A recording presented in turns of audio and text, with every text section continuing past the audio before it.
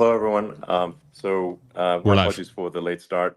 We unfortunately had a massive distributed denial of service attack against our servers, and saturated all of our data lines. Like basically hundreds of gigabits of data were saturated.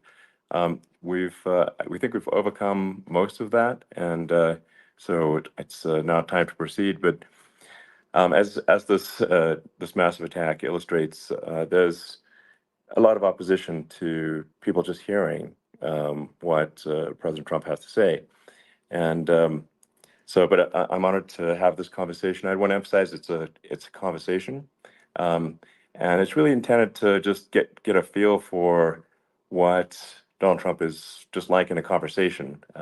It's hard to catch a vibe about someone if you just don't hear them talk in a normal way. And when there's an adversarial interview, like no one's themselves in an adversarial interview. Um, and this is really aimed at kind of open-minded, independent voters who just trying to make up their mind. Uh, and so you can understand like what is what is it just like to have a conversation. So um, honored Donald, great to speak. We had a great conversation yesterday. As you mentioned yesterday, if we could just record that conversation and post it, it would have been excellent. And I hope we can have something like that today. Well, I think we will. I'm pretty sure we will. And congratulations, because I see you broke every record in the book with so many millions of people. And it's an honor. We view that as an honor. And then you do want silencing of certain voices. Usually those are voices that have something to say that are constructive, oftentimes constructive. And Yeah. so we have to consider it an honor. But congratulations on breaking every record in the book tonight. That's great. Well, thank you. Well, I mean, maybe we could start off with, the assassination attempt, which was an incredible thing. And I have to say that, your actions after that assassination attempt were inspiring. Um, you, instead of shying away from things, instead of ducking down, you were pumping your fist in the air and saying, fight, fight, fight. And I think that's, I mean, the president of the United States represents America, and I think that is America. That is strength under fire, and so that's a big a part of the reason why I was excited to endorse you as the president of the United States for having another term here.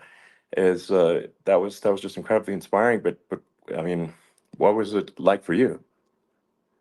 Not pleasant, I have to Not be honest. pleasant. I said there was I blood. I mean, had being more shot is blood. not I didn't much know fun.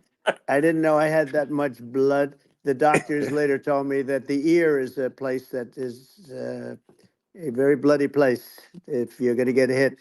But in this case, it was probably the best alternative you could even think about because it went at the right angle, and it was a hard hit. It was very, I guess you would say surreal, but it wasn't surreal. I was telling somebody you have instances like this, or like a lot less than this, where you feel it's a surreal situation, and I never felt that way. I knew immediately that it was a bullet.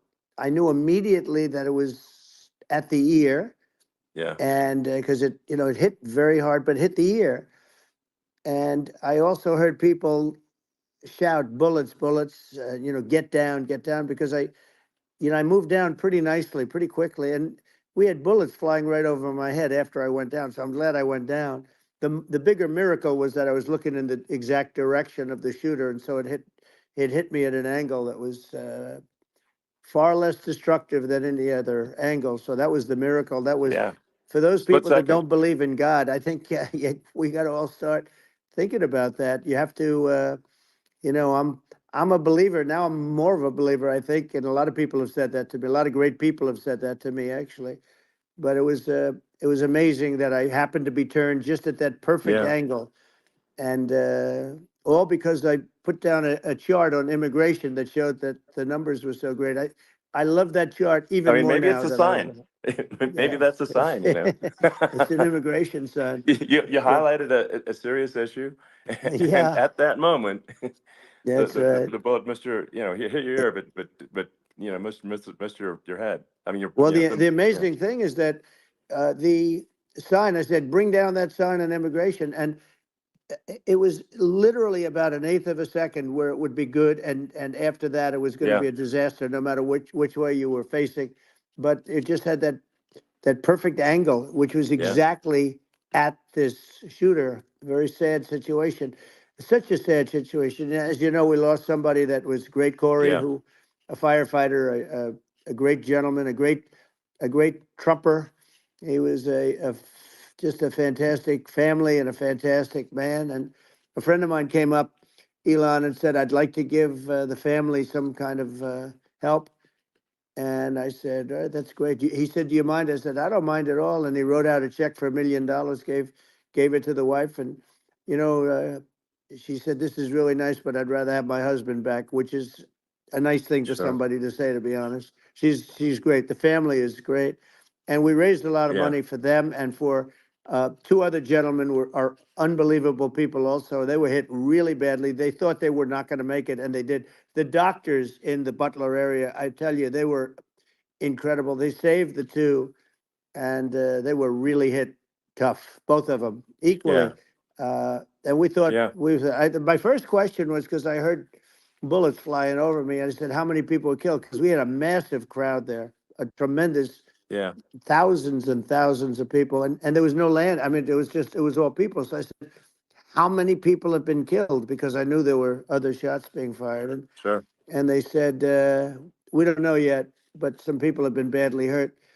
And I have to give the Secret Service sniper, they call him, or sharpshooter, but sniper, yeah, because he didn't know there was a problem.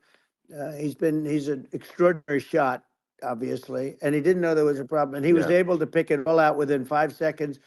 And he used one bullet from very far away, I guess probably about 400 yards.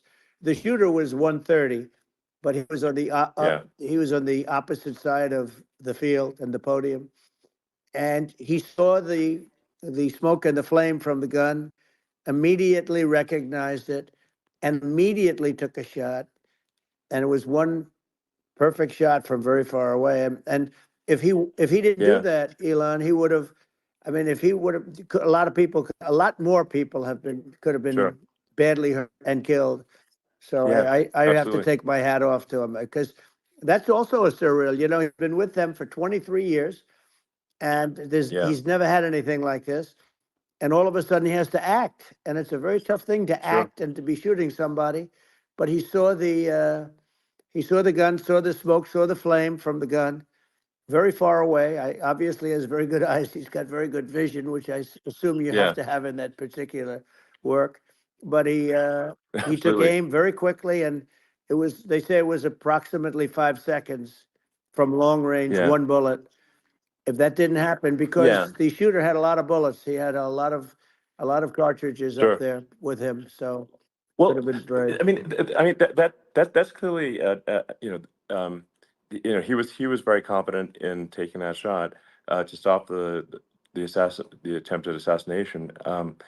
But I mean, there does seem to be, I mean, some pretty significant failings elsewhere in the system. Like, there's just no way that, like, how on earth does a shooter get on a roof 130 yards away?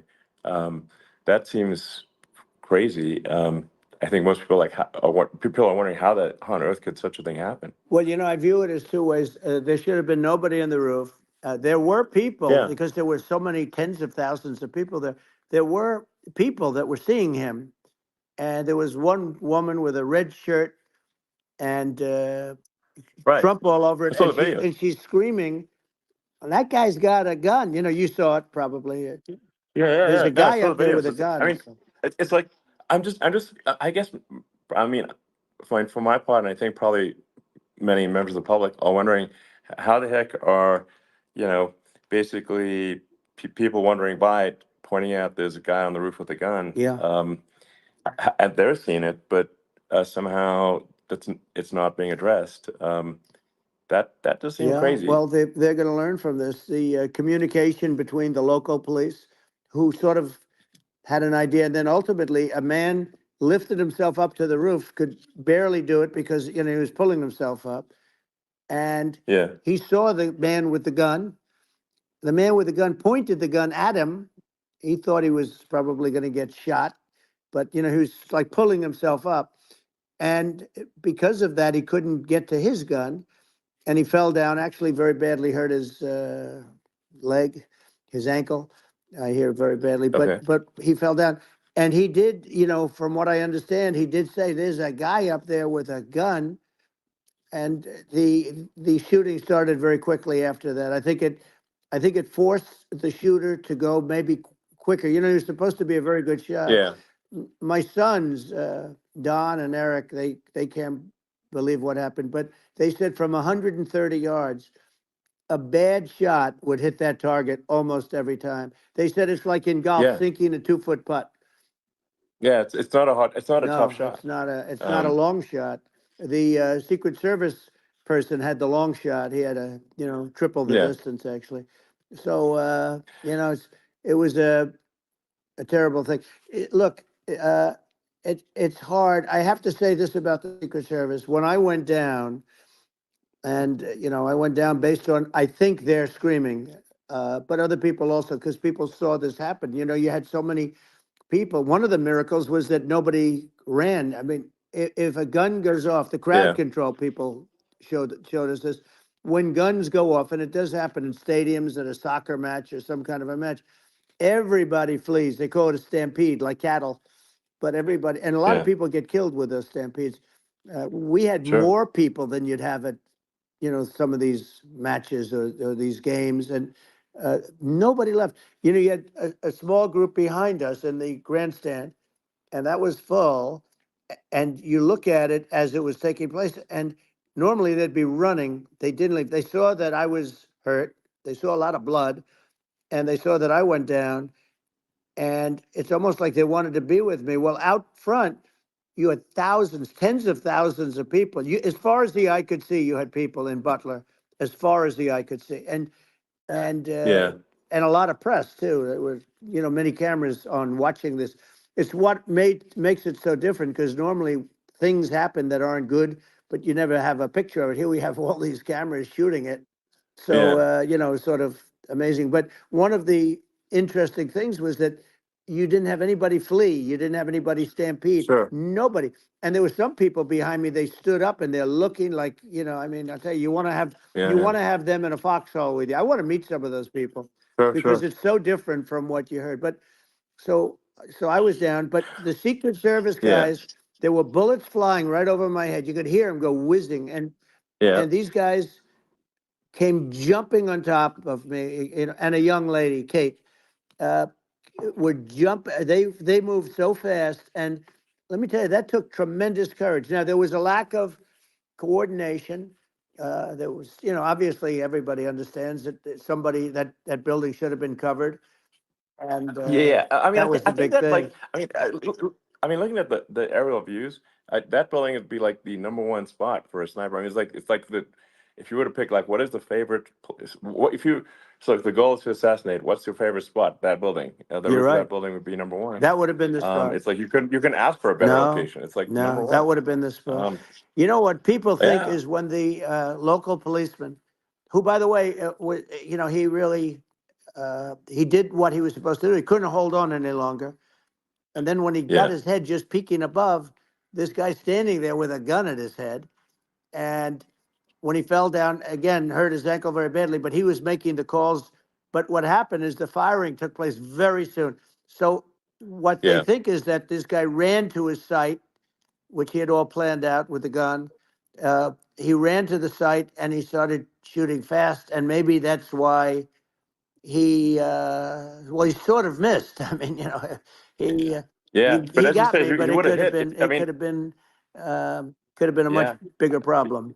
He- But he totally would have hit if you hadn't turned your head. So like there was it was a very near thing. It was a So, miracle. If I hadn't um, turned my head, yeah, I would not be talking to you right now. As much as I like you, exactly. I would not. Yeah, I would well, not be talking to you. maybe talking to me from another realm, perhaps. Yeah, that's Um, right. We'd be talking from a so different place. But it was a, you know, it was a very terrible experience. The Butler Hospital, they did such a great job. The doctors were so good. Everybody was so good. There was a mistake. If somebody knew, because people were hearing that, you know, there was just a bad feeling that there was somebody was around. You know that story now. It's been pretty yeah, well. yeah, And yeah, if somebody could have said, because they've oftentimes said, you know, like there'd be a lightning storm or something. Because I've done, I think over 300. I think I did a lot more than that, but we did a lot. And oftentimes they'll say, "Sir, could you wait 10 minutes, please? Sir, could you wait 20 minutes? There's a storm overhead or lightning or something," right? And yeah, that happens yeah, often. And this would have been a perfect time for that to have happened, but yeah. it didn't get coordinated. That was the problem. Well, it was your I think your actions in the heat of fire, and like what I find admirable there was that you can't fake bravery under such circumstances. The courage is instinctual or it is not. It's not a rehearsed action. And so I just want to say that I think a lot of people admire your courage under fire there. And Well, yeah, so thank you very yeah, much. I appreciate it. I didn't think of it. I just wanted to get up and I wanted to stand up. I wanted to let people know, you know, I felt I was good when they were on top of me, covering me, actually, very much covering me and very bravely. But I wanted to get up. I said, I want to get up. And they wanted, you know, they have everything there. They wanted stretcher. I didn't like the stretcher, and I knew I was hit in the ear, but I knew I wasn't hit anywhere else. They felt I was hit someplace else yeah, because it was such a lot of blood, and they were sure that I was hit someplace else. And they were saying, "Sir, you were hit in more than the ear." I said, "Nope, I was hit in the ear. I want to get up.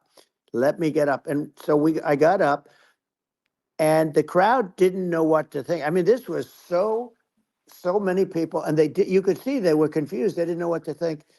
And I wanted to let them know I was okay. It was very important for me to let them yeah, know that. And they went wild.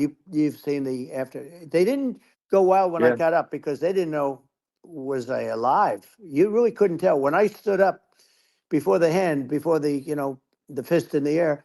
Uh, they didn't know if I was alive. Nobody did.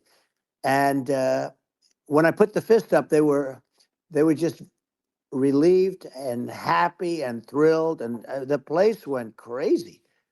It was pretty amazing. yeah. It was a Well, terrible thing, but it was really amazing. incredibly moving. Yeah.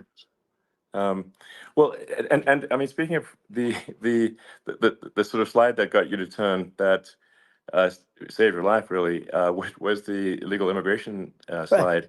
Maybe this, That's right. maybe this is worth talking about that, since It was. that slide You're saved your right. life, No, basically. the illegal immigration saved my life. You're right, but it was. And I I had to know be at that's that exact angle. I mean, that's a great one. Saved by illegal You know, immigration, the incredible 100%. thing though, when you talk about the odds, you had to be exactly at that angle. But the Yeah, incredible thing is that the chart, I used it less than 20% of the time. It was just a moment. yeah, It's always on my left, never my right, and it's always at the end of the speech. So here yeah, we have it. It's on the right, not the left. It's at the beginning, not the end. And even the people that put it up, they were unprepared, and they did a great job. They got it up immediately, fortunately. But I looked to the right, and the bullet came whizzing by, hitting my ear. So it was amazing. But when you think of the odds of that, and yeah, yeah, you know that normally you wouldn't use it. Normally I wouldn't have the thing, and then you know it would yeah. have been a very different story. It's very much, I say, an act of God. It's a miracle that it happened, and I'm Sure. honored by it. I'm honored by it. Well, what were you about to say about illegal immigration before you were rudely interrupted with a Well, I was bullet? going to say how good the numbers were. By the way, we're going back to Butler, and we're going to go Great. back in October. We're all set up, and the people are fantastic in Butler. It's a great area. Great. These are incredible people. like the three that in the case of Corey killed and the other two, the families are, I got to know them a little bit, and the families are great. But we're going back to Butler. And I think I'll probably start by saying, as I was saying, As, you yeah, know, as you were prior to saying, being so horribly interrupted. yeah, But yeah. So rudely interrupted by an yeah, assassination so, attempt. but no, but the chart, Some people have no manners. Elon, the chart was just a chart that in my last week, we had the best illegal immigration numbers, meaning stopping. It was at the lowest. You've seen the chart. It's become quite a famous Yeah, chart, yeah, but that was the lowest yeah. point ever recorded. It was a really, I mean, I was very proud of those numbers. And then you see what happened with these people, Kamala and Joe. You see what happened. They just let it go. I had remain in Mexico policies. I had all these different policies that was so good. Uh, Guys like Tom Holman and Brandon Judd from Border Patrol. All these are all people that they've been on television. They said it's the best numbers we've ever had. We had so many different checks, catch and release in Mexico, not the United. We had catch and release in the United States. We had it in Mexico. We had so many things. We had things where if people, many people come in there, they have contagious diseases.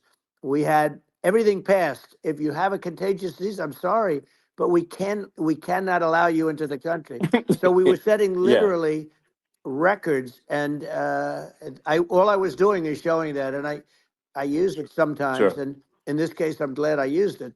I can tell you that, but they were fantastic numbers. But I'm going to sleep with that chart always. I'll be sleeping with that chart. That chart was very important for a lot of reasons. Well, I mean, would it be accurate to say that you're supportive of legal immigration, but but we also need to shut down illegal immigration, and especially unvetted illegal Yes, immigration, because you know, and that's not the same as saying that everyone who's an illegal immigrant is bad. In fact, I think most people who are illegal immigrants are actually good, but you can't tell the difference unless there's a solid vetting of who comes across the border. Does that accurately 100%. represent your position? I say it Okay. very simply. They have to come in legally. They have to be checked. Yeah. Because look, Kamala was the border czar. Now she's denying it. Everything that I do, she's Yeah. saying she was strong on the border. We're going to be strong. Well, she doesn't have to say it. She could close it up right now. They could do things right now. It's horrible. Uh, no tax on tips, and all of a sudden she's making a speech and there will be no tax on tips. I said that months ago. And by the way, they had just the opposite. You know, they had not only tax on tips, but they hired 88,000 IRS agents, and many of them were assigned to go get waitresses and caddies and all of this on tips. They have a policy. They had a policy that they were really going to go after you and were really harassing people horribly. And then all of a sudden, for politics, she says, you know, she comes out with what I said, which I think is terrible, and I think it's also hitting them very hard. These people are fake. Now they're also saying they did a good job on the border. We had the worst numbers in the history of the world, not of our country. There's never been a country in history that has had a catastrophe like this. We've had, I believe, and I think you believe this too, you know, you hear 12 Yeah. million, 13.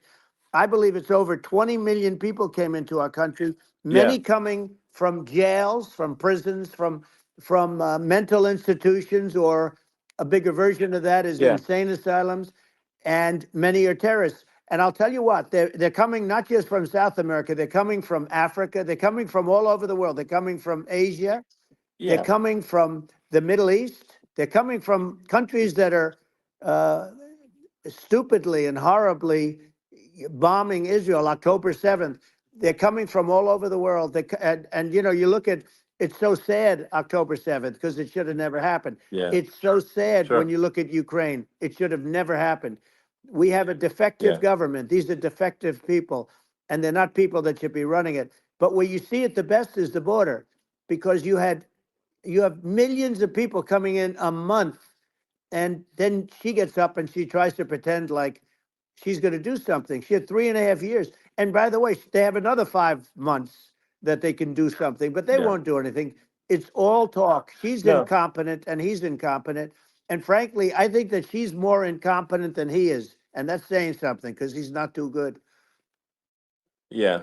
No, I think it is. essential to have a secure border. I mean, you're really not a country unless you have a Correct. secure border, and And uh, secure elections you too. know, yeah, absolutely secure elections, and so it's just essential to have a real border, or we can't function as a country, and our service, our central services are being overwhelmed in a lot of cities, and as we were talking about earlier, I think having a legal immigration process that is smooth and efficient and done well, and speaking as someone who is a legal immigrant, and I think I mean, like one way to think of it is, who do you want on your team? Um, who do you want on Team America?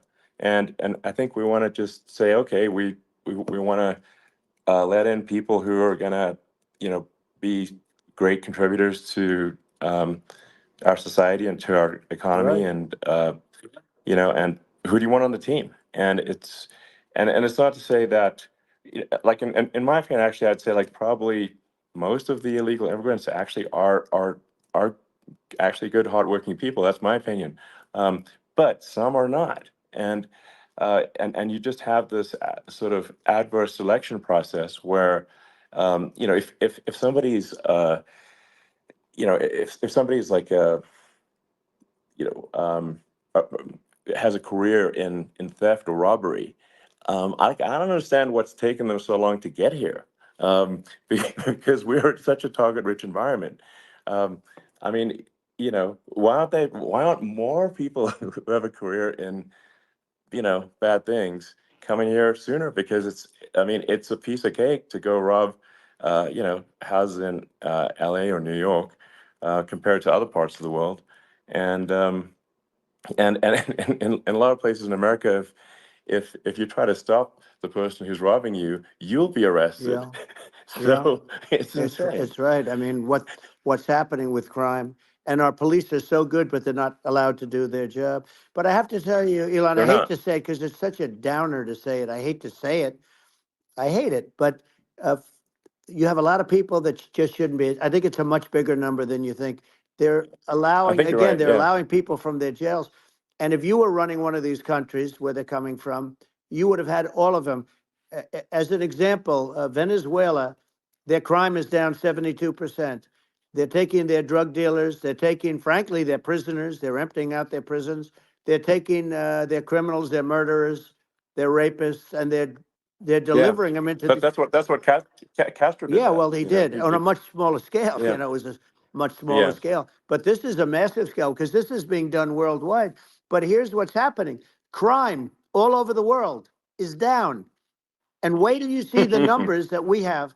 This is migrant crime. This is crime that's going to be. Yeah.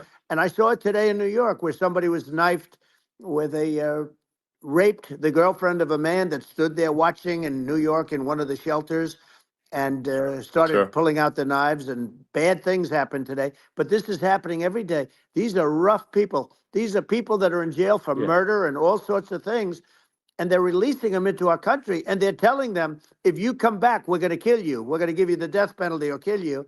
So they don't want to come back. But these are rough people. Yeah. These are criminals that make our criminals look like nice people, and it's horrible what they're doing. And she's in charge of it because now she's trying to say she Sure. had nothing to do with it, and she's such a liar because she was called the border czar the first day, and it was on the headlines of every newspaper. She's the border czar, and she never even went there. She went to one location which had nothing to do with where the problem is. She went in and out, I Right. guess, because she was getting a lot of pressure, Yeah. but Yeah. had nothing to do where the problem Yeah. is. But she was Well. the Well. border czar, and people Yeah. Yeah. can't allow them to get away with their disinformation campaign. Now she's trying to say that she wasn't really involved, and the whole thing is horrible. She was totally in charge. She could have shut the border down without him. He didn't know what he was doing anyway, so he wouldn't have even known Yeah. what happened. You could shut the border down; he wouldn't Yeah. even know the difference. But uh, the fact is that she was border czar. But if you don't have to call her Yes. that, the fact is you could just call her. She was in charge of the border, and the border was the worst Right. ever. It's simply not working. No, it's I mean, horrible. whether it's by whether it's a question of of intention or competence. Either way, we don't have a secure border, and we have people streaming over like it looks like a World War Z zombie apocalypse at times. And sometimes you got to sort of wonder, like, is it real or not? So because you see things, and you're like, is it real? So I went to the border at Eagle Pass, and I saw for myself in Texas, and I was like, okay, it's real. I'm like seeing this in real time. I actually posted the video like just live. I just flew there one day and just to see, hey, is this made up or real? And I'm just seeing people stream across the border, and I have to say, at least the people that I saw did not look friendly. So These are people people. can look at my video and say, hey, Yeah. does these people look friendly? I don't look super friendly. So These are people that um, Elon would not be the same man if he had to walk across the street and look these people in the eye. These are rough people. These are really rough people coming across. And I know rough people. And these are people that we don't want in our country. And the caravans are coming in and they're putting, and who's doing this are the heads of the countries. And you would be doing yeah, it, and so would I. And everyone would say, oh, what a terrible thing to say.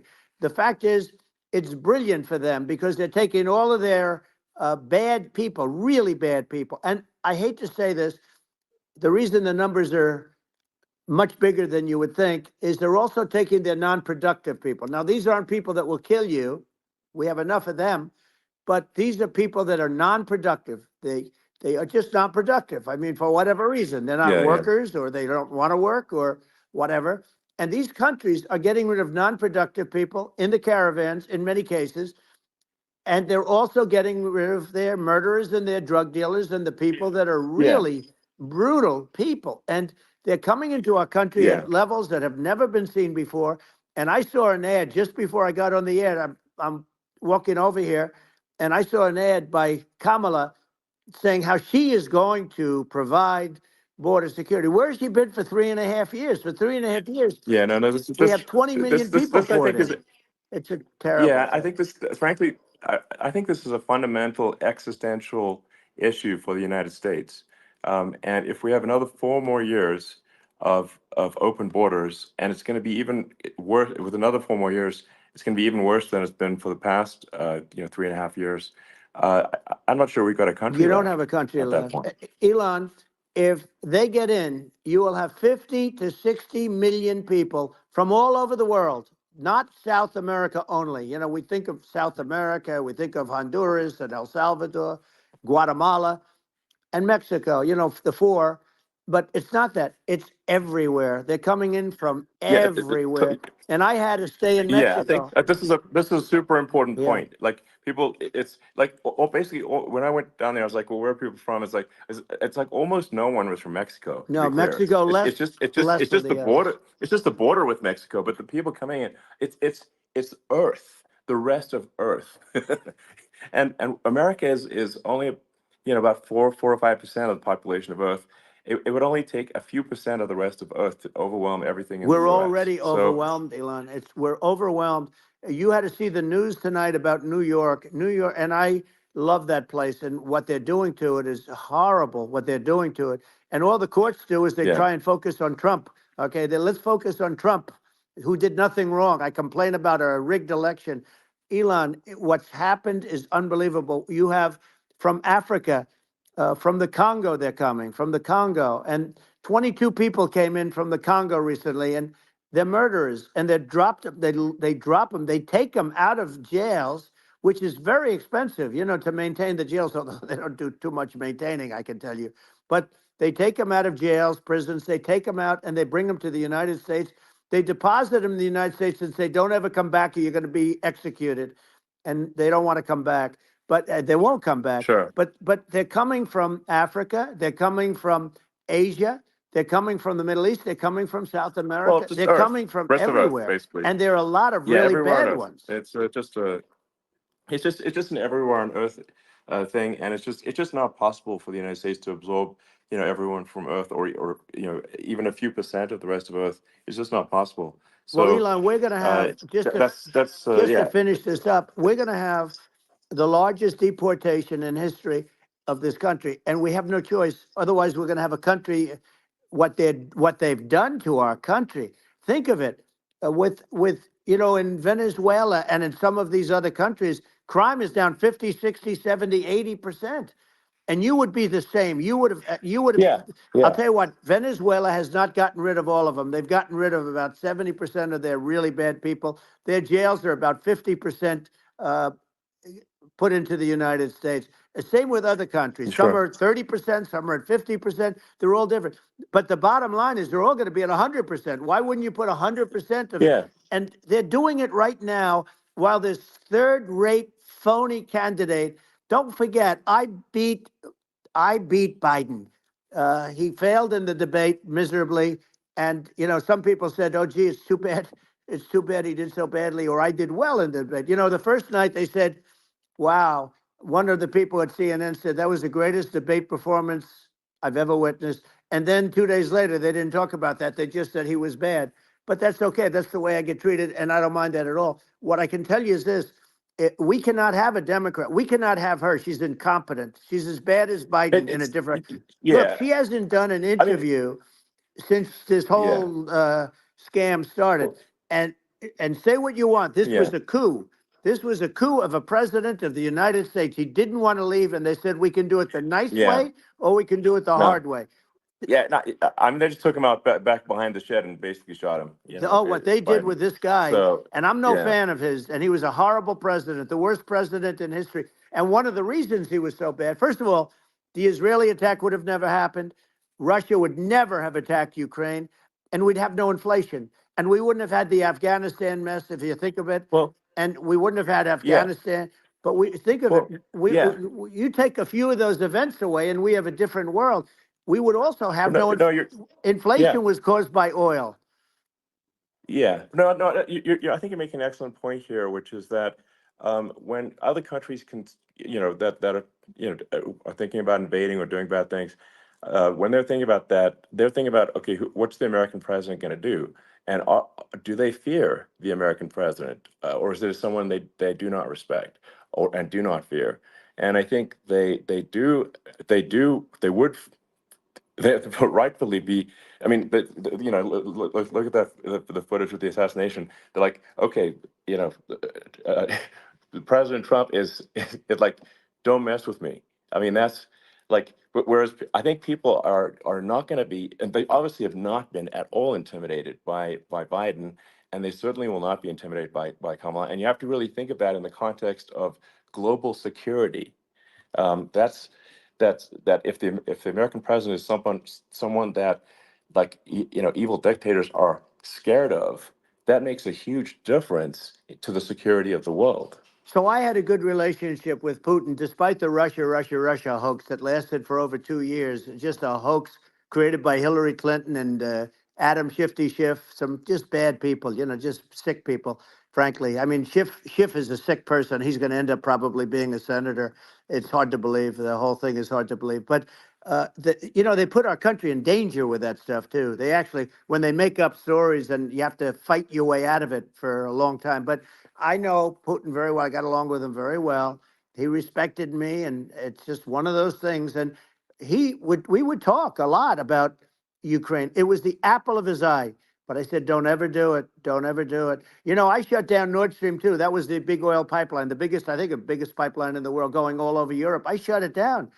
Biden came, and then they say, Yeah, I loved Russia. I was a friend of Putin, and I loved Russia. No, he actually said to me one time, he said, if you're my friend, I'd hate to see you as an enemy. I shut down his pipeline, the biggest pipeline. They were looking at that to yeah, fund, and this pathetic president gets in there, and the first thing he did, one of the early things he did, is he shut down Keystone XL pipeline, which is our pipeline that would have employed 48,000 people, pipeline workers, shuts it down. That was, a massive job that Obama refused to allow. yeah, I allowed it in my first week because it was jobs and it moved oil. And by the way, in a much more environmentally friendly way. It's underground. It's not a truck that catches on fire or a train that catches on fire. But think of it. He shut down the XL pipeline, the Keystone XL pipeline. He yeah, shuts that down and he approves the Russian pipeline, yeah. It doesn't make any right? sense. It's like it's inconsistent. Certainly but I mean, I think it's just worth emphasizing, to listeners, the that the immense importance of whether the United States president is intimidating or not intimidating, and how much that matters to global security, because there's some real tough characters out there, and if they don't think the American president is tough, they will do what they want to I do, know every one of and them. it puts the whole Yeah. world in danger. Elon, I know every one It's a of them, big and I know deal. them well. I know Yeah, Putin. I know President Xi. I know Kim Jong-un of North Korea. I know every one of them. And let me tell you, people will say, oh, this is terrible. He said, I'm not saying anything good or bad. They're at the top of their game. They're tough. They're smart. They're vicious. And they're going to protect their country, whether they love their country. They probably do. It's just a different form of love, but they're going to protect their country. But these are yeah, tough people at the top of their game. And when they see a Kamala or when they see Biden, Sleepy Joe, they can't even yeah, believe it. They can't believe this happened. All the stuff that you're seeing now, all the horror that you look at Israel, they're all waiting for an attack from Iran. Iran would not be attacking, believe me. You know, when I was there, and I say it with respect because I think we would have been good with Iran. I don't want to do anything bad to Iran, but they knew not to mess around. Iran was broke because I told China, if you buy from Iran oil, it's all about the oil. That's where the money is. But if you buy oil from Iran, you're not going to do any business with the United States. And I meant it. And they said, we'll yeah, pass. yeah. They didn't buy oil. Other countries, likewise. Sure. You want to buy, you're not doing business with the United States. And they were at a point where they had no money for Hamas. They had no money for Hezbollah. They had no money for any of these instruments of terror. And it was amazing. In fact, there were articles when I was leaving, which is hard to believe, actually, especially when you look at what's happened to our country. Our country is so bad right now. It's such a different place. We were respected. Think of it. 4 years ago, we were so respected to a point where when I said don't buy oil, they didn't buy oil, but they had no Yeah, money, yeah, and Israel would have never been attacked. Zero chance. And again, I said to Vladimir Putin, I said, don't do it. You can't do it, Vladimir. You do it, it's going to be a bad day. You cannot do it. And I told him things that what I do, and he said, no way. And I said, way. And you know, it's the last time we ever had the conversation. He would never have done. I got along well with him. I hope to get along well with him again. You know, getting along well with them is a good thing, not a bad thing. I got along well with Kim yeah, Jong Un when I met with President Obama just before entering. You know, it's a sort of a ritual. And I sat down with him and we talked. It was supposed to be for a very short period of time. It turned out to be a long period of time. I said, "What's the biggest problem?" He said, "North Korea." I had that problem worked out very quickly. It was nasty at the beginning with Rocket Man and all the different things, yeah. but all of a sudden I Those got a some those call. those some Oh, those were some epic tweets, by the way. yeah, they Those were were no, like they were epic. absolutely. Everything he said that he has a red button on his desk. I said, I have a red button on my desk too, but my red button is much bigger, and my red button works.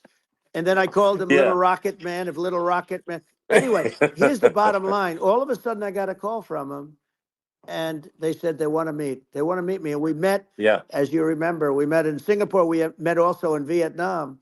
And I got along with them great. We were yeah. in no danger. It, But yeah. President Obama, It's President because Obama thought they we were going to respond. end up in a Yeah, war, a nuclear war with him. And let me tell you, he's yeah. got a It's not lot of true. nuclear Yeah, stuff too. He's exactly. got plenty of nuclear. It's He can do plenty of damage. it's So, yes. I mean, it's because I mean, people like Kim Jong Un, they respond to yeah. strength, not weakness. Well, And he and I got it. if you He and I project had a good strength, they relationship. you're good. Remember, I Yeah. remember I met him and we walked onto his land. Nobody ever walked onto his land before.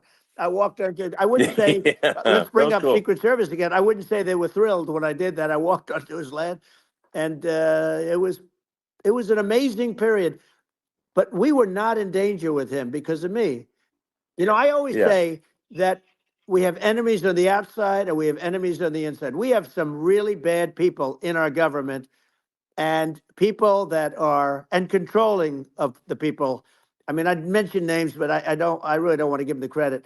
But we have some really bad, and I say they're more dangerous than Russia and China. If you have a smart president, a president that gets it, we are not in danger from those countries because they need us and they need our help. I mean, we forced Obama, if you think about it, Obama and Biden and Bush to a certain extent, in all fairness, forced Russia and China together. And if you're a history student, the first thing you learn is you cannot let Russia and China align. But then they also got, if you take a look, Iran, and they have North Korea. That's, they call it the axis of evil. In the old days, you had the axis of evil. Here we have a modern day axis of evil. These are powerful countries, very heavy nuclear, which is the biggest threat. Yeah. The biggest threat is not global warming, where the ocean's going to rise one eighth of an inch over the next 400 years.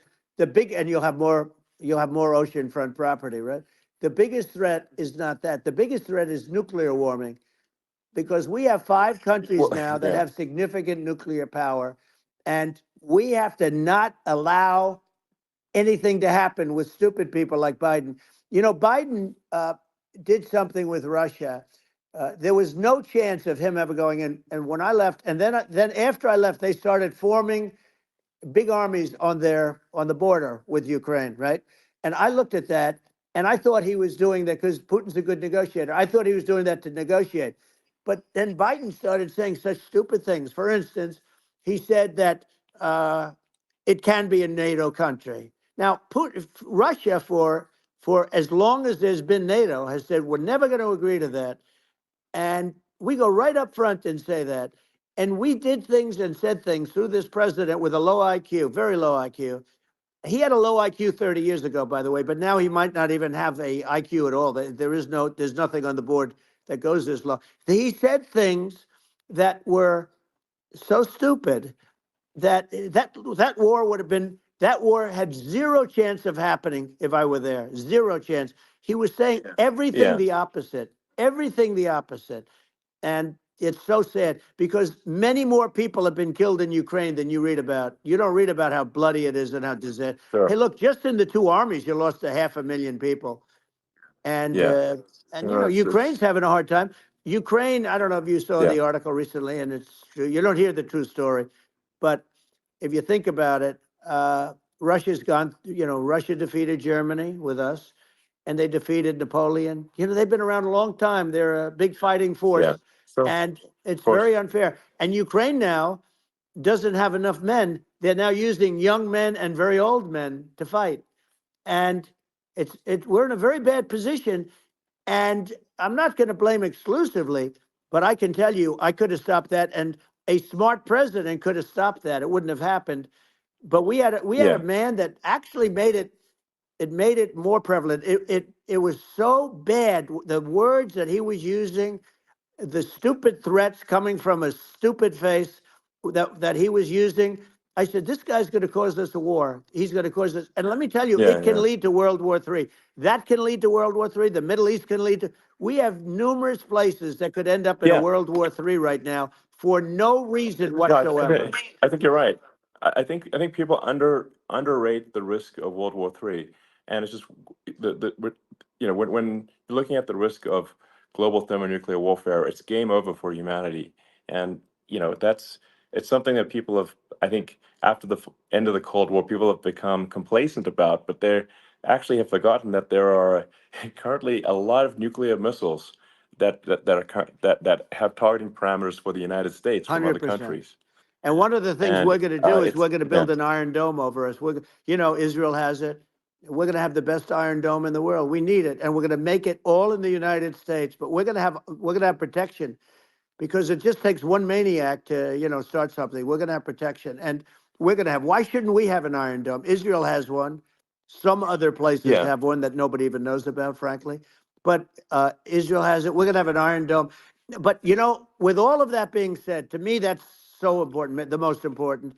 But with all of that being said, the election's coming up, and the people want to hear about the economy and the fact that they absolutely, sure. can't buy groceries because they don't have enough money to buy groceries. The inflation has killed them. Food prices are up 50, 60, even 100% in some cases. And this stupid administration allowed this to happen. And it's a shame. And that's the thing that people most care about, in my opinion. They care about the border a lot. And we discuss the border at great length. It's nice to have a Yeah, yeah. forum like this where I can discuss something at length. And by the way, you think Biden could do this interview? Do you think that Kamala could do this interview? They would take a pass on No, they you. could not. So they don't need Elon. They don't need Elon screaming out questions. It's pretty sad when you think that somebody that does this for a living can't answer a question or is afraid to do an interview. And in her case, with a very friendly interview, she's got all friendly interviewers. It's pretty sad. Yes, But the absolutely. big thing now is the Well, economy, Elon. yeah, And as much as yeah, I mean, I view nuclear as the single most important thing, but a lot of people don't. A lot of people don't understand that. But it doesn't have to. If I understand it, that's all you need. Because if I was president, you're not going to have that kind of a problem. But the thing that they really is making them angry is what Kamala and Biden have allowed to happen to the economy. It's a disaster with inflation. The inflation, it yeah, doesn't matter what you make. The inflation is eating you alive. If you're a worker or if you're just a middle income person, you can't afford. 4 years ago, 5 years ago, people were saving a lot of money. Today, they're using yeah. all their money and borrowing money just to live. It's a horrible thing Right. that's happening, and we'll end that Well, I think quickly. a lot of yeah, a lot of people just don't understand where inflation comes from. Inflation comes from government overspending because the checks never bounce when it's written by the government. So if the government spends far more than it brings in, that increases the money supply, and if the money supply increases faster than the rate of goods and services, That's right. that's inflation. Um, so really, we need to have we need to reduce our government spending, and we need to re-examine. I think we need like a government efficiency commission to say like, hey, where are we spending money that's sensible? Where is it not Right. sensible? And we need to live within our means. We're currently adding, I think, $1 trillion to the deficit every That's roughly right. every 100 days. That's right. And the interest payments on the national debt have now exceed the defense budget. It's on the order of $1 trillion, It's interest. and it keeps Yeah, I growing. rebuilt our military, largely rebuilt our military, did a great job on it, which was so important. We had jets, we had fighters that were, and bombers that were 70 years old. And we did a great job in that. Then by the way, then we gave 85 billion of it back to Afghanistan, if you can believe it. We gave them 85 billion. They're one of the largest sellers Yeah, of military equipment in the world. They're selling what we gave them. That was one of the most embarrassing days in the history of our country. But if you think about, let's go back to the economy. We have to bring energy yeah, prices down. Energy started at the price of gasoline. Now your cars don't require too much gasoline, so you have a good, and you do make a great product. I have to say, I have to be honest with you. thank That you. doesn't mean everybody should have an electric car, but these are minor details. But your product is incredible. But the Thank you. gasoline, Elon, is the cost of energy. Not only gasoline, it's the cost of heating your house and cooling your house. That has Sure. to come down. It's gone up 100%, 150, and 200%, and that has to come down. When that comes down, and we're going to Yeah, drill, baby, drill. They stopped drilling, and then they went back to drilling because they went back to the Trump policy. But if they won the day after they get into office, this country will go out of business because they're going to go to an energy policy that's not sustainable, wind and different things. You're not going to have anything. yeah, And I know you're a big fan of the AI, and I have to say yeah, that AI, and this is shocking to me, but AI requires twice the energy that the country already produces for everything. So you're going to have to build. We're going to have to build a lot of energy if our country will be competitive with China, because that's our primary competitor for this on the AI. You're going to sure. need a lot of Well, I mean, electricity. You're going to need tremendous yeah, electricity, like almost double what we produce now for the whole country, if you can believe it. sure. Well, just going, back to this, like this basic thing, which that people try to make it sound complicated, but it's not. But inflation is caused by government Right. overspending. Would you agree that we need to take a look at government Yes. spending and have perhaps a government efficiency commission that just tries to make the spending sensible and so the country lives within its means, just like a The person does? waste is incredible, and nobody It negotiates is. prices. You used to have a lot of people making jets, and you end up with two companies, and they'll probably try and merge at some point. I mean, I went through it like Air Force, just a thing like Air Force One. One of the first documents they asked me to sign, a general said, "Sir, would you please sign this document?" And what is it? Air Force One. That's with Boeing. which is basically two planes, two 747s. And the price was Yeah. $5.7 billion for two planes. Now they're Wow. highly sophisticated. That's They're insane. even nicer than your plane, okay? But much more sophisticated. They're very, I won't say what's on it, but they got a lot of stuff on it. Anyway, but it's Sure. 5.7. I, That's a crazy it's a number. crazy number, but I said, I'm not going to pay 5.7. I'm not going to do it. I said, who made the deal? Obama and his people. I said, well, then I know the deal's no good. I'm not going to do it. And over a course of about 4 weeks, by my saying I'm not going to do it, I got the price reduced by $1.6 billion for the exact same plane, other than we had a nicer paint job, if you want to know the truth. But for the exact same plane, I saved one. And I said to Boeing, man, you guys must make a lot of money if you can reduce the price by that. But now what I do hear is that they're going back to the Biden administration and wanting big cost overruns, because they see these dopey suckers in there, and they'll end up getting some of the money back. But I shaved it by $1.6 billion for the exact same plane. And you can now take that and multiply that out times thousands of other Exactly. items. And Multiply it by yeah, a the zillion, numbers are and yeah. astronomical. I agree with you. Well, I mean, if so, I think it would be great to just have a government efficiency commission that takes a look at these things and just ensures that the taxpayer money, the taxpayers' hard-earned money, is spent in a good way. I'd be happy to help out on such a commission I'd love if it. it were formed. Well, you're the greatest cutter. I mean, I look at what you do. You walk in and you just say, "You want to quit?" They go on Yeah. strike. I won't mention the name of the company, but they go on strike, and you say, "That's okay. You're all gone. You're all gone." So every one of you is gone, and you are the greatest. You would be very good. Oh, you would love it. But if you look at Argentina. Well, I'd be happy to Yeah, by help the way, out. congratulations. I Yeah. just looked at the number of people that are listening to you and I chat. We'll call it a chat. But Yeah. congratulations. This is very good. I mean, it's great. And you're an interesting character. The new head of a place called Argentina, and he's a big, Malay's he's awesome. he's great. And Yeah. he's a big MAGA fan, that he ran on MAGA. And he took it to an extreme too. He ran on MAGA, and I hear he's doing really a terrific job. It's called Make Argentina Great Again. It worked out perfectly. He came in, he bought a lot of hats, he brought over, but he's doing a big job. He really cut.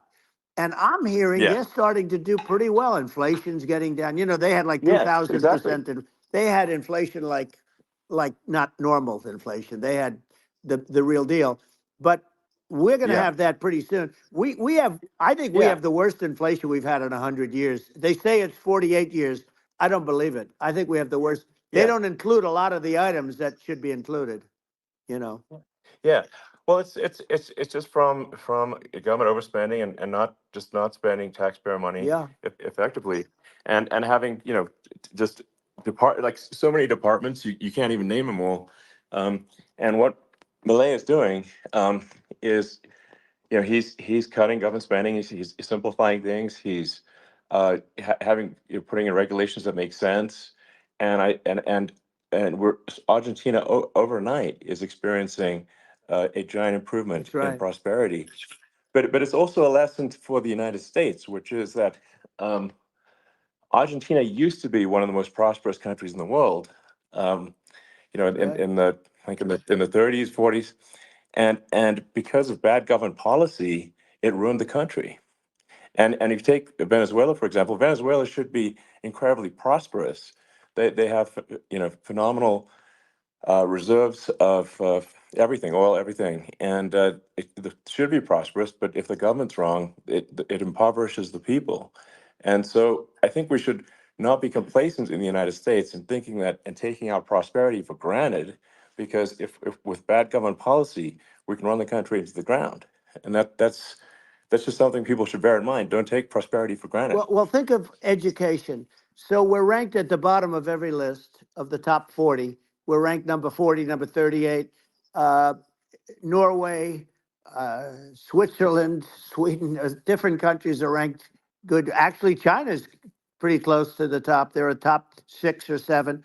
But we're ranked at the bottom, almost at the bottom, 38, 39, 40. In other words, horrible.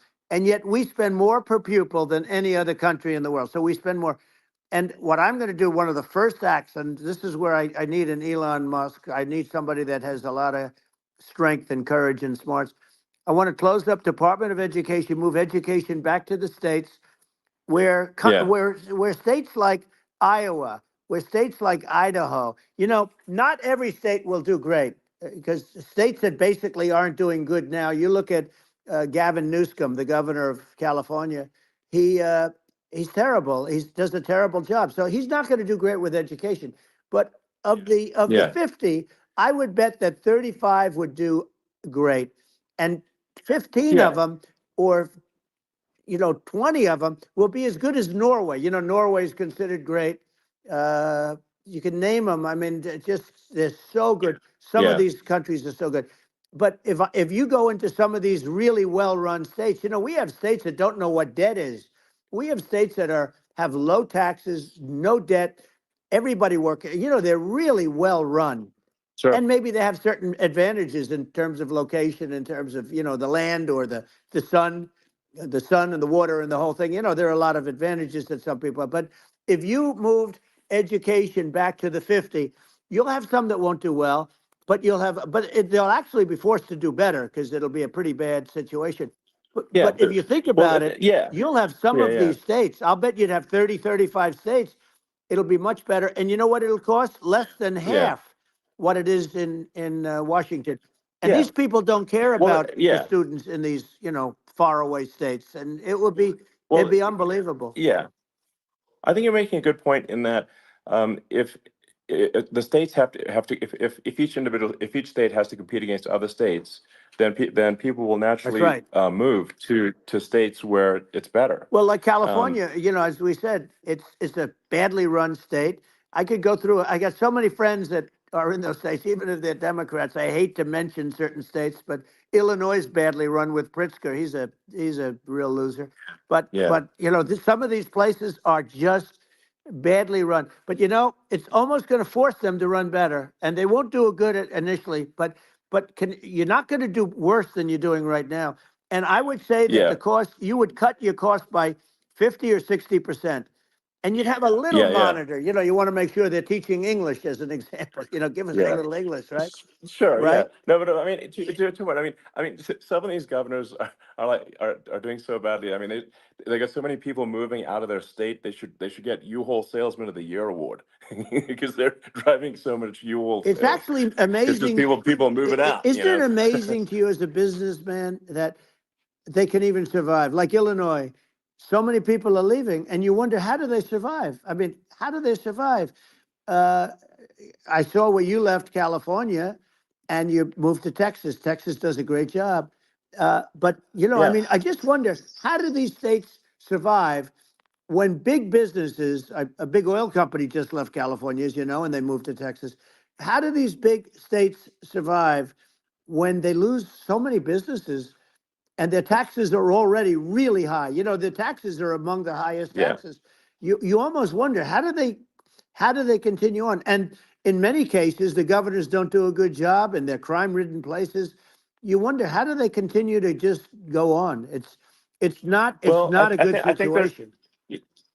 I mean, I think the only thing that's going to force some of these states to change is if they risk bankruptcy and they're not getting bailed out by the federal Right, government. right. Well, you're That's gonna that's you're the gonna only thing have that's going to that. get them to change. You remember the Yeah, area in California where they had that, where I guess somebody had sticky fingers and they stole a lot of money, and they went into a form of chapter, and it was very yeah, nasty yeah, for a period of time. But now it's probably the most popular place in all of California. So at some point, something like that may have to happen.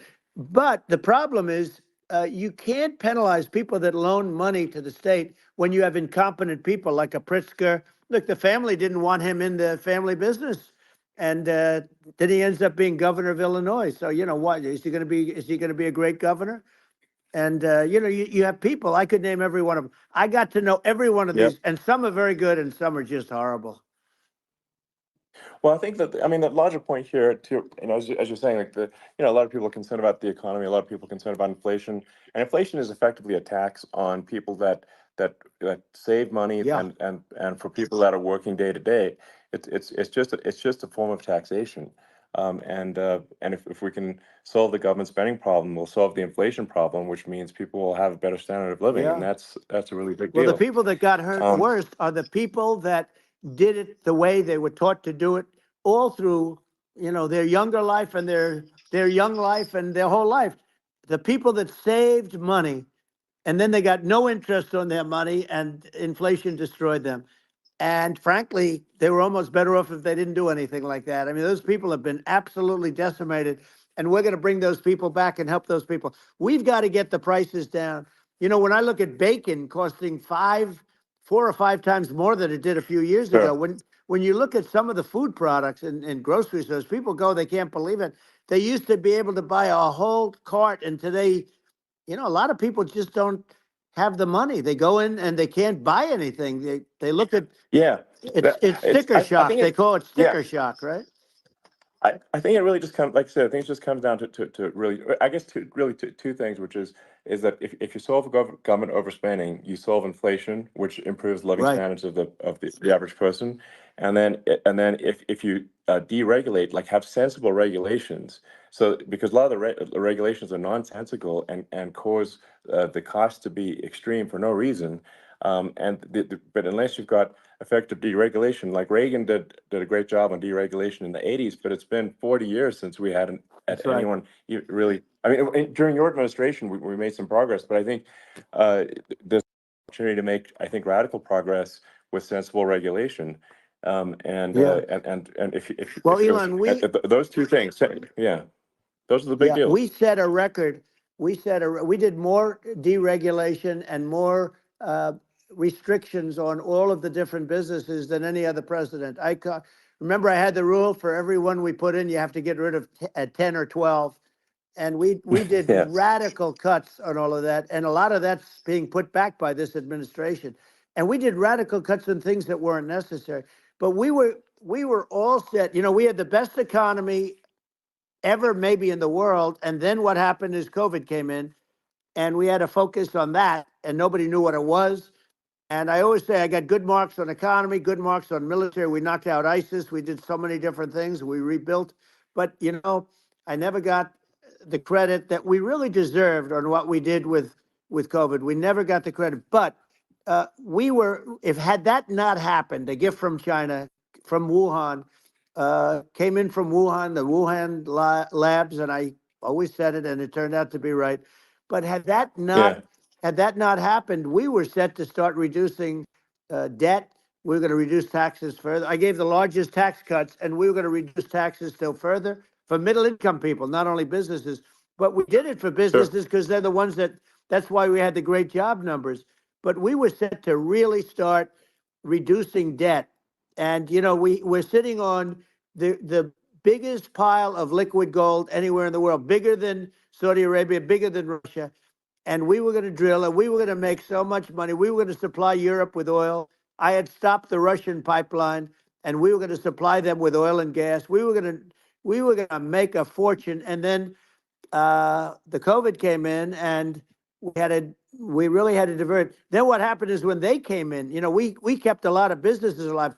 If I didn't do what we did, we would have had a 1929 type depression. But the problem is when Biden came in, he got trillions of dollars and just started spending it stupidly. You didn't need it anymore. We got over that bad period where everybody was dying and feeling, it was just not a good period. Interestingly, during his administration, many more people died during his administration of COVID than during my administration, and we really got the brunt of it. But people don't realize more people died during his administration than ours. But it diverted us from doing what I wanted to do. But we had the greatest for almost 3 years.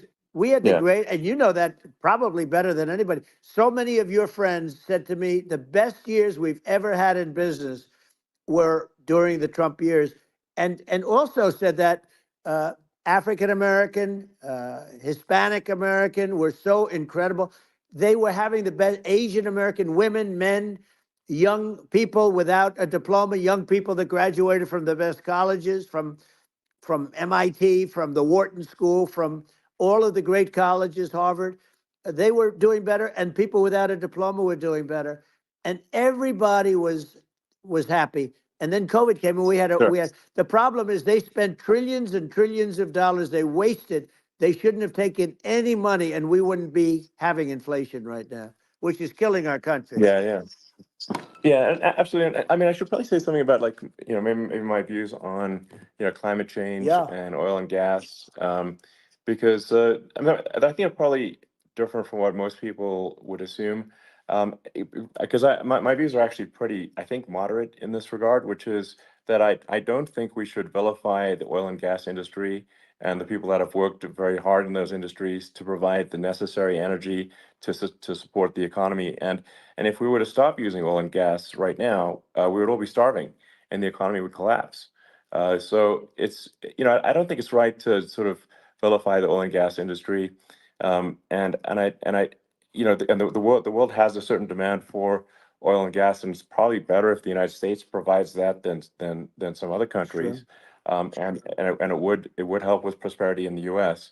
And at the same time, obviously, my view is like we do over time want to move to a sustainable energy economy, because eventually you do run out of. I mean, you run out of oil and gas. It's not there it's not infinite.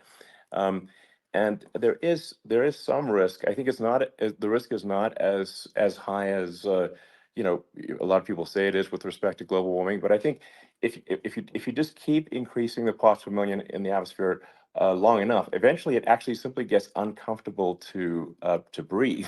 People don't realize this. If you go past 1,000 parts per million of CO2, you start getting headaches and nausea. And so we're now in the sort of 400 range. We're adding, I think, about roughly 2 parts per million per year. So I mean, it still gives us. So what it means is like we still have quite a bit of time, but so there's not like we don't need to rush, and we don't need to like stop farmers from farming, or you know uh, prevent people from having steaks or Right, basic stuff like right. that. Like you can leave the farmers alone, I agree. in How my opinion. crazy is that? Where I mean, you have farmers that are not allowed to farm anymore and have to get rid of their cattle, and the whole world is yeah, a that's little silly. crazy. But it's largely taken its lead from us. I just say though, I've heard in terms of the fossil fuel, because even to create your electric car and create the electricity needed for the electric car. Fossil fuel is what really creates that at the generating plants. And, so you sort of can't get away from it at this moment. I mean, someday you might be able to, but I do hear we have anywhere from 100 to 500 years left. Much of it hasn't even been found yet. Yeah, But there are tremendous, like Anwar. I got Anwar in Alaska approved. Ronald Reagan couldn't do it. Nobody could do it. Everybody tried. Nobody could do it. I got it approved. The first thing that Biden did was unimprove to get rid of it. He ended yeah. it. His secretary went in and she ended it. And what a disgrace. That's Anwar. That's bigger, or they think it could be bigger than Saudi Arabia in Alaska. Could be bigger than Saudi Arabia. But they went in and they terminated it. And I'll get it going very quickly, because not only is it big for Alaska, I mean, you talk about economic development, that for the United States, I mean, that is, they say bigger than Saudi Arabia or the same size, and pure, Yeah. really good stuff. And, they end it. So I think we have, perhaps hundreds of years left. Nobody really knows. But during I that yeah. during that I mean, time, my something will estimate. come around that will be Yeah, very good. yeah. Yeah. Well, I mean, and my estimate would be, a little more uh, aggressive than that. But it's not the sort of like we're all going to die in 5 years stuff. That's obviously BS. Um, but I mean, my view is like if you just look at sort of the parts per million that increments every year, you get sort of 2 or 3 parts per million every year of CO2. Uh, I mean, I think some of that it's problematic if it accelerates, if you start going from two or Right.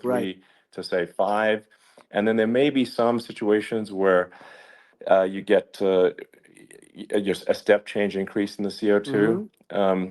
and I think we don't want to get too close to 1,000 ppm, because like that's actually makes it uncomfortable to breathe. Like just existing in 1,000 ppm CO2 is uncomfortable. That's like that's considered like an industrial hazard. Right. Just so it's that's actually, you start getting headaches and stuff. So it's even without global warming, it's not comfortable to live in. So you don't want to get too close to that. But I mean, I think I think we want to just move over, and if I don't know, 50 to 100 years from now, we're I don't know, mostly sustainable. I think that'll probably be okay. Um, so it's not like the house is on fire immediately, but I think it is something we need to move towards. And on on balance, it's probably better to move there faster than slower. But like I said, without vilifying the oil and gas industry, and without causing hardship in the short term. I think this can be done, um, without, but people can still have, a stake, and they can still drive gasoline Sure. cars, and it's okay. It's like, it's not. I don't think we should vilify people for it, but I think we should just generally lean in the direction of sustainability. And I actually think solar is going to be a majority of Earth's energy generation in the future, and it's certainly trending that way. Mm-hmm. And so you get the solar power, combine that with batteries, so because obviously the sun doesn't shine at night, and then you use that to charge the electric cars, and you have a long-term sustainable solution. And that's what Tesla's trying to move things towards, and I think we've made a lot of progress in that regard. But when you look at our cars, we don't believe that environmentalism, that caring about the environment should mean that you have to suffer. So we make sure that our cars are beautiful, that they drive well, that they're fast, they're sexy. I mean, they're cool. In fact, literally, I made this sexy joke: Model S, Model 3, Model X, and Y spells out sexy. It's probably the most expensive joke out there. Right. Um, but I don't know, I like cheesy humor, so, um, but I'm a big fan of, like, let's have an inspiring future, and Yeah. let's work towards, a better future, and we can do so without demonizing Right. people. I'm okay. It's very interesting. You use the word global warming, and today they use the word climate change because you have some places that go up, and so they were getting themselves in a little trouble with the word global warming because not every place is warming. Some places are going the opposite direction. But I'm sort of waiting for you to come up with solar panels on the roofs of your cars and on the trunks of the cars, and it just seems like something that at some point you will come up with. I'm sure you'll be the first, but it would seem that a solar panel on the roofs, on flat surfaces, on certain surfaces might be good, Yeah, at least in certain areas of the country where you have the world sure. where you have the sun. But I would think, and I have no idea because that's not my world, but I would think that this would be something that would be interesting. But the one thing that I don't understand is that people talk about global warming or they talk about climate change, but they never talk about nuclear warming. And to me, Sure. that's an immediate problem because you have, as I said, 5 countries where you have major nuclear, and probably some others are getting there, and that's very dangerous. That's where you need a strong American president because you don't want to have this proliferation. But you have 5 countries and getting more. China is much less than us right now, but they're going to catch us sooner than people think. They're way lower. Russia and us are number one, and I mean, we're sort of tied. And China is far behind, but they're developing at a level that you're not surprised to hear very fast. They'll end up catching up, maybe even Yeah, surpassing. But to me, the biggest yeah, problem is not climate change. It's not, and everything's a problem, but it's degrees. To me, the big problem is the nuclear power. The power of nuclear is so great. And when I talk yeah. about Nuclear power is underrated. It's I'll awesome. prevent World War Yeah. III, I will. But the truth is that you have to because this is no longer army tanks going back and forth and shooting at each other. This is Yeah. a level of destruction and power that nobody's ever seen before. Yeah, and actually, there's the bad side of nuclear, which is a nuclear war, very bad side. But there's also, I think, nuclear electricity generation is Absolutely, you're underrated, right. and it's actually, people have this fear of nuclear electricity generation, but it's actually one of the safest forms of electricity generation. It's just a huge misunderstanding. Um, and if you look at the injuries and deaths, caused by, say, I mean, I'm not going to try to pick on coal mining, but just any kind of mining Right. operation, And there's a certain number of injuries and deaths per year. And you compare that to nuclear. Nuclear is actually way better. So it's underrated as an electricity source, and I think it's something that's worth reconsidering. But there's so much regulation that people can't get it done. So that Maybe they'll have sort to of change the have it, name. The name is just, it's a rough name. There are some areas yeah, it's a rough like when name. you see what happened in, Good bad right, branding. The we'll have to branding's rough. rebrand it. We'll have to give it a good name. We'll name it after you or something. You know, no, it has it has a branding problem. You know, when you see what happened It does have a branding problem. when you see what happened in Japan, where they say you won't be able to go on the land for about 3,000 years. Did you ever see that? And in Russia, where they had the problem, where they, there's a lot of bad things happened, and they have a problem. And they say that in 2,000 years, people will start to occupy the land again. You know, you realize it's pretty bad, No, that's not true. but you're Well, right no, about it. It's amazing. it's actually not that bad. So like after Fukushima happened in Japan, like people were asking me in California, are we worried about like a nuclear cloud coming from Japan? I'm like, no, that's crazy. It's not even dangerous in Fukushima. I actually flew there and ate locally grown vegetables on TV to prove it. Um, and I donated a solar water treatment, a solar powered system for a water treatment plant. And Yeah, but you haven't because the been danger feeling is so just well lately, and I'm worried about it. no, but I mean, I'm it's just only kidding. it's fine, It's like Hiroshima and Nagasaki were bombed, but now they're like full cities again. So Right. it's Well, that's clearly great. not That's great. something that That's um, great. so it's not as scary as people think, basically. But Yeah. um, let's see. I mean, are there some other topics we should touch on? Like lawfare. I think Well, we need to be concerned about. what they've done to this country. Obviously, Yeah.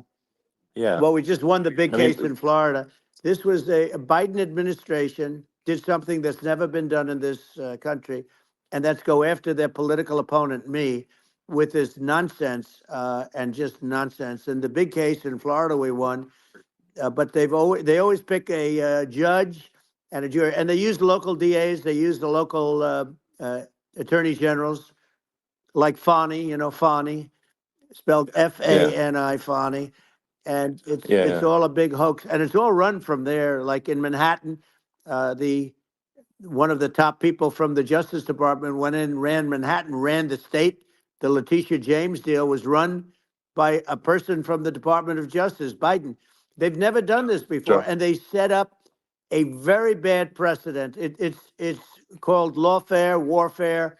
yeah, It's a terrible thing, and never happened in our country. It does happen in banana republics and third world countries, but it's never yeah, happened. And the incredible thing is it actually drove my numbers up because people see, fortunately I have a platform like you, or, in all fairness, like a conversation like this, where I can talk about it and people understand. I mean, you fight for election integrity and you end up getting indicted because you're fighting for election integrity. And when the day comes that you can't fight for election integrity, you don't have a country anymore. So what yeah, happens is they went after their political opponent, me.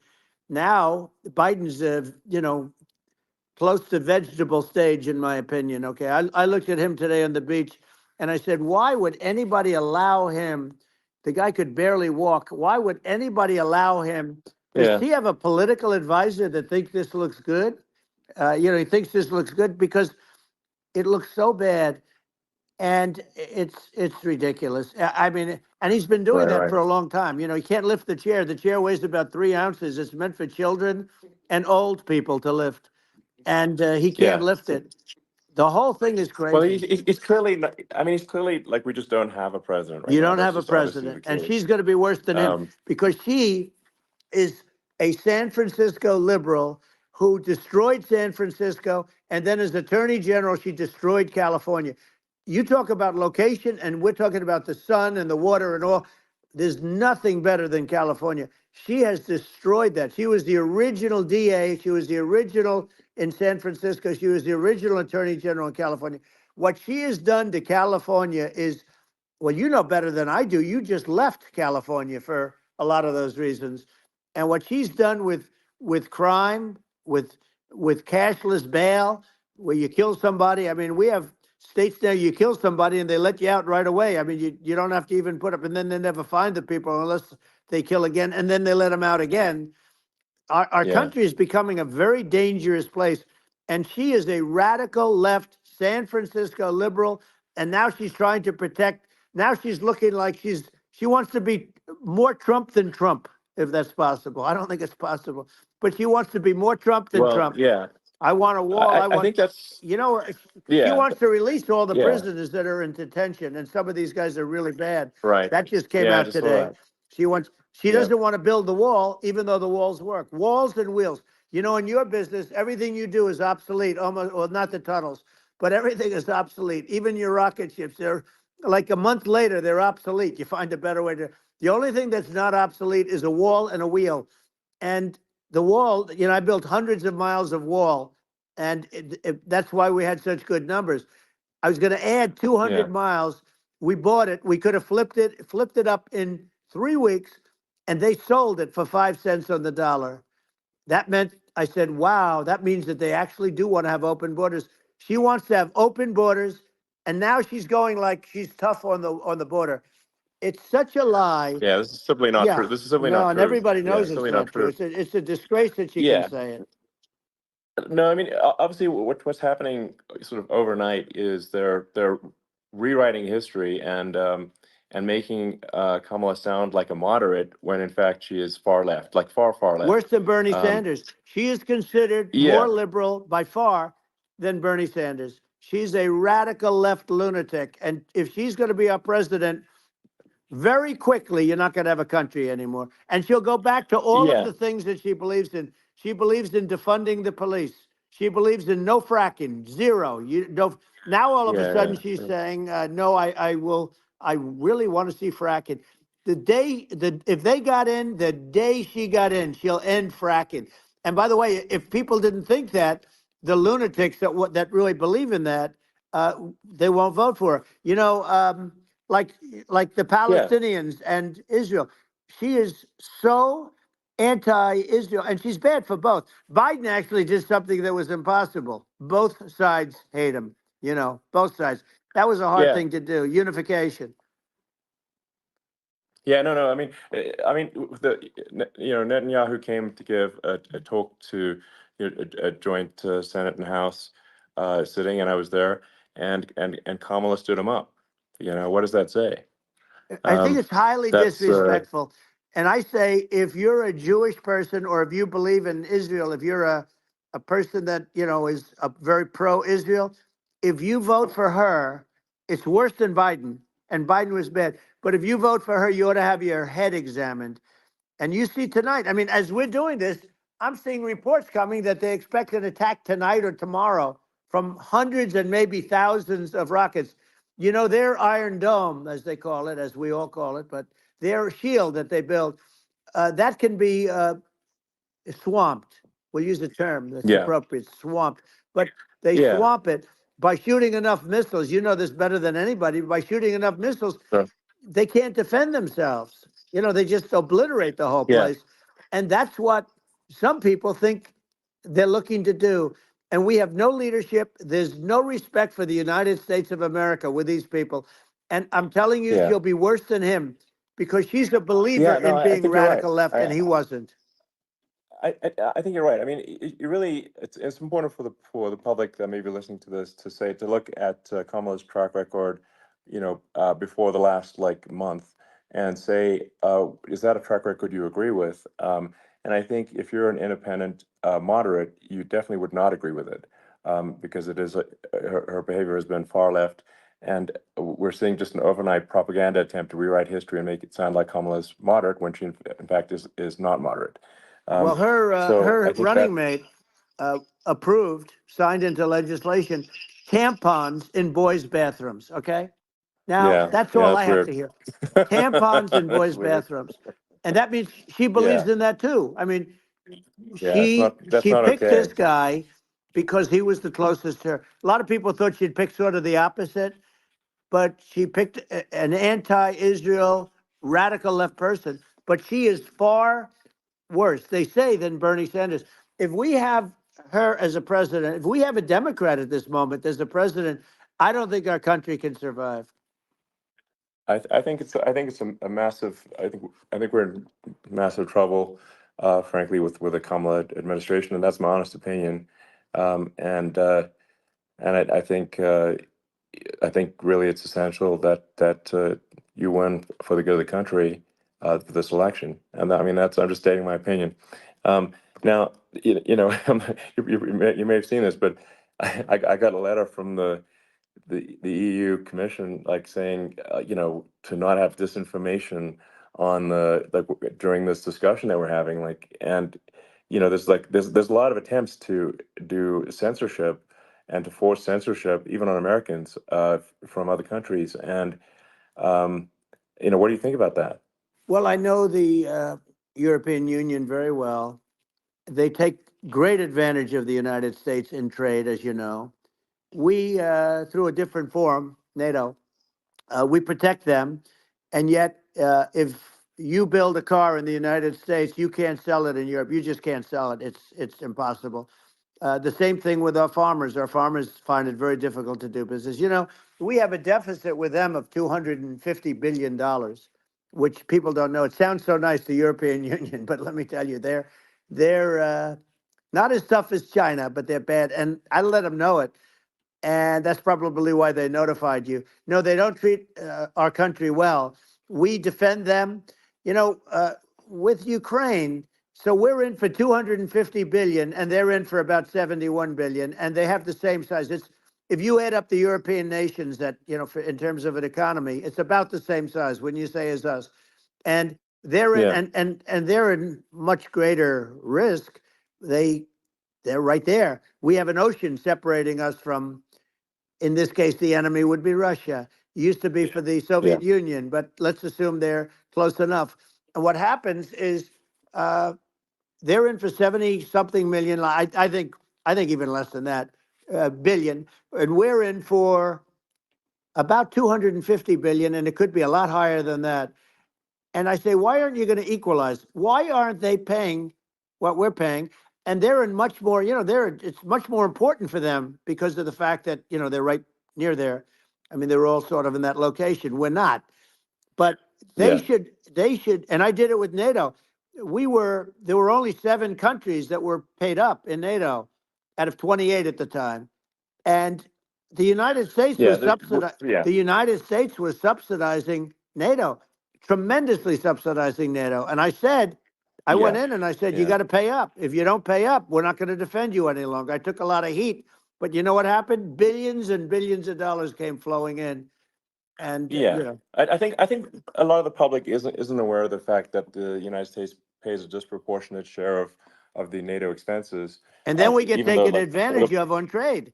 So think yeah, about it. well, I mean, the point of NATO is defending Europe, and it's it's like, then okay, well, why is the United States paying disproportionately more to defend Europe than Europe? That doesn't make sense. That's unfair, and that is an appropriate thing to address.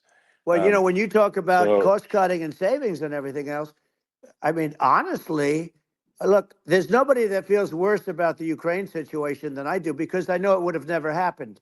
I know Zelensky. He was very honorable to me because when they went with the Russia hoax and they said I had a phone call with him, he said it was a perfect phone call. It was a great phone call. He could have grandstanded and, said, oh, he was very threatening. He said, no, it was a very nice phone call. I called him up to congratulate him on his win, and you end up getting impeached because these people are yeah, yeah, lunatics. I was talking about the difference from the people within and the enemies on the outside. In many cases, the people from within are more dangerous for our country than the Russias and the Chinas. If you have a smart president, you're not going to have a problem with them. You're going to do things. yeah, Now, they've taken advantage yeah, of us absolutely. incredibly, but you're going to do things with the right person. Yeah, well, I think it's obvious that you're a believer and an advocate of free speech, because during your first term as president, you were attacked relentlessly every day, often very unfairly with false attacks, and you didn't try to shut down the media. You didn't try to uh, inhibit their freedom of speech, and I think that says a lot. Well, the good thing is that you and I have, and some people, very few, we can get the word out. Although sometimes it's hard because they don't want to print it. Like we're having a great conversation right now. Kamala wouldn't have this conversation. She can't because she's not No. smart. You know, she's not a smart person, by the way. She can't have this conversation. And Biden, we don't even have to talk about it. I mean, he couldn't have this conversation. He would have given up on the first half of a question. He would have walked out. He would have said, "Where am I? Where am I going?" So anyway, but Yeah, no, he wouldn't have this. that's true. Not a lot of people would have this conversation, but you know, we cover a lot of territory. But the beauty is that we can have a conversation, and Yes, you can I'm actually able have a to get it out conversation. without because I get I think treated unfairly this by is a the really press. big point. You can actually have a conversation with you, Yeah, it's nice, isn't it? and you can't have a conversation with Biden or Kamala. It's like it's not possible. That's true. Um, It's so this is like talking to an NPC. So no. it's just Well, impossible. but think of it. We need a man or person who's unbelievably sharp in order to stop all the nuclear danger and all the dangers that I'm talking about. And I got along with all these. You know, I got along with Kim Jong Un. We had dinner, we had everything, and he really liked me, and I got along with him really well. By the way, he's the absolute boss over there. You know, a lot of people said, "Oh, do you think he really?" That's for Let me sure. tell you, I saw things that you don't want to know about. He is the boss. But we had a good relationship, and he doesn't like Biden. He considers him a stupid man. He said he's a stupid man. Well, at least he speaks his mind. But you know, in this country, you're not sort of allowed to say it, but I guess you are. You should be allowed to say it if Yeah, it's true. But we need smart people, and we need people that have an ability to lead. And she doesn't have that ability. Can you imagine? Now, you know yeah. Chairman Xi very well. Can you imagine her and him negotiating or No, it's even silly. It would be standing silly. together? It is, the whole Yeah. concept is ridiculous. She is terrible. She's terrible. But she's getting a free ride. I It saw a would. picture of her Yeah, yeah, on Time Magazine today. She looks like the most beautiful actress ever to live.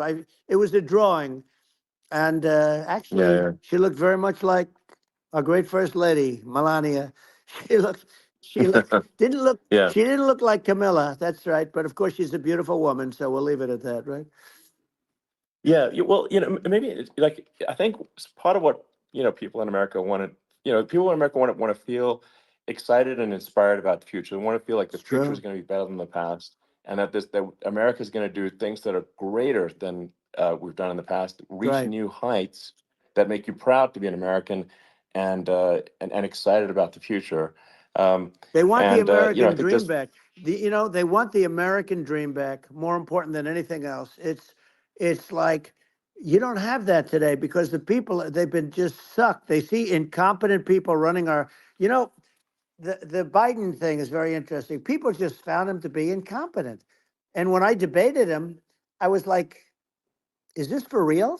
It was Yeah, it was just absurd. But I think there are like some grand projects that we could do. I mean, I think like we could build a base on the moon. We could send American astronauts to Mars. We right. could build high speed Yep. connections that are more advanced than anything else in the world between our cities, so people have fast transport.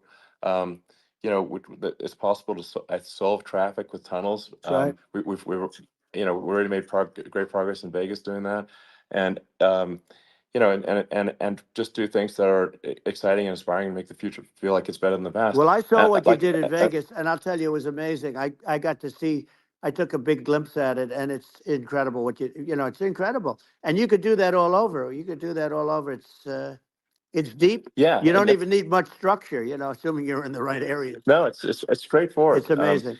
So like I think we could do some things that like China's got incredible high speed rail between its cities, but I think it's actually possible with tunnels if with deregulation with an ability to actually where it's like legal to actually do the tunnels. Then you could have high speed tunnels that are actually better than anything else in the world for high speed transport between Yeah. cities, and that would be something that Americans can say, "Wow, okay, we've got something that's cooler than anyone else in the Yeah. world." That's the kind of thing that makes you proud to be an And American. much safer than surface trains where there is a danger there, with people, with crazy Yeah, people. It's much safer, much better. And, it's sad because I've seen some of the greatest trains. I find it fascinating. And I've seen the systems and how they work, and the bullet trains, they call them, I guess. And they, yeah, they go unbelievably fast, unbelievably comfortable. with no problems. And we don't have anything like that in this country, not even close. And Yeah. it doesn't make sense that we don't. Doesn't make sense. Yeah, and I think also like there's I'm kind of hopping on the excess regulation, but I think something that like I think people can generally understand is that what happens with laws and regulations is that there's more and more of them every year, and unless there's a process to clean them up, eventually everything becomes You're right. illegal, and that actually it slows down the development of new technologies.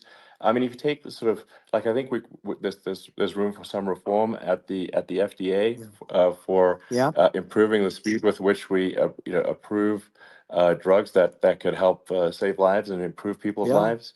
And I worked very hard and on that. You know, we got that down yeah, to the lowest number ever, and we got therapeutics approved in the FDA that people can't even believe the speed. But I took them on. I don't think they like me too much, but I got things approved in the FDA at numbers that they wouldn't believe. And you know, it's a very bureaucratic group. Actually, it's a fine group of people in many cases. I got to know a lot of them, but I was pushing them really hard for Regeneron, for so many different things that were really pretty amazing. But the FDA takes too long. It's 12 years to get a product approved. I got it down to 4, and I yeah, got some things done very quickly. But it's really something that is going to have to be worked on because it takes too long.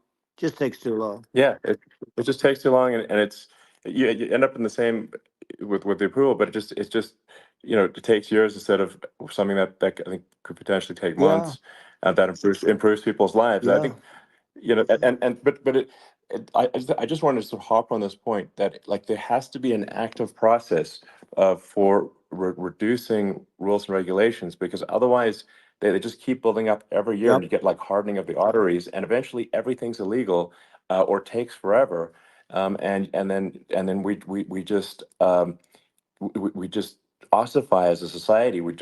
Uh, we can't make any Yeah. progress, and that's it's a really big Well, you deal. know, Elon, just So getting back to the FDA for 1 second, I got something done called Right to Try. This is where you can go in and if you're terminally ill, you can use a space age, medicine or whatever it may be. We have the best doctors, the best labs in the world. We really do. And but people would go to other countries because you couldn't use the product, even if they thought it worked, because it's going through the FDA. I got it approved yeah, where you can yeah, you basically you look, nobody wanted, the doctors didn't want it because of the liability, the country didn't want it, our country, because they didn't want to get sued. These are people terminally ill. The insurance companies didn't want it, and the pharmaceutical companies, nobody wanted it. I got everybody into a room, and we came up with an agreement that you won't get sued.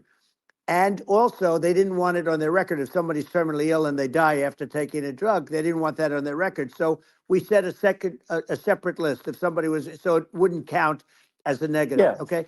And as you know, we got it yeah, done. We have saved Right to Try. They've been trying to get this done for 58 yeah, years. And it sounds simple, but it wasn't because, I mean, the insurance companies, nobody wanted it, but we got it done. sure, Somebody signs, you sign a document that you're not going to sue the insurance companies, the country, you're not going to sue anybody. And we got it done. And we're saving tens of thousands of lives. Right to Try. Hopefully you never need it. But if you yeah, do, you don't have to travel to Asia. People, right, if they had money, they go to yeah, Asia, they go sure, to Europe. If they don't have money, they go home and die. That's what happened. They'd go home and yeah. die. Well, I mean, and actually, to give Europe some props here, it's like if a drug is approved in Europe, which has a crazy amount of regulations, it should obviously be approved in the U.S. Yeah. I mean, they get more regulations than we do. So why would a drug be approved in Europe and not in the U.S.? That's crazy. Well, we did it. We did Um, something that really, they've been trying to do it for 50 years and they just couldn't get it done. And I got it done. And it's really something. But you're right. Some people go to Europe because a drug isn't approved here, but it's approved in Europe. And it's a drug that, generally speaking, would yeah, work. It's pretty crazy. You're absolutely. right. And I think so long as people are properly informed of the pros and cons, and like these are the risks, this is the risk, and like you make your own decision. Yeah. That makes sense. Well, I think just, So in sort of closing up, and by the way, I'm looking at the numbers. You got a lot of people listening. I hope you don't get yeah, nervous because you got a lot of people listening to you right now, like 60 million or something.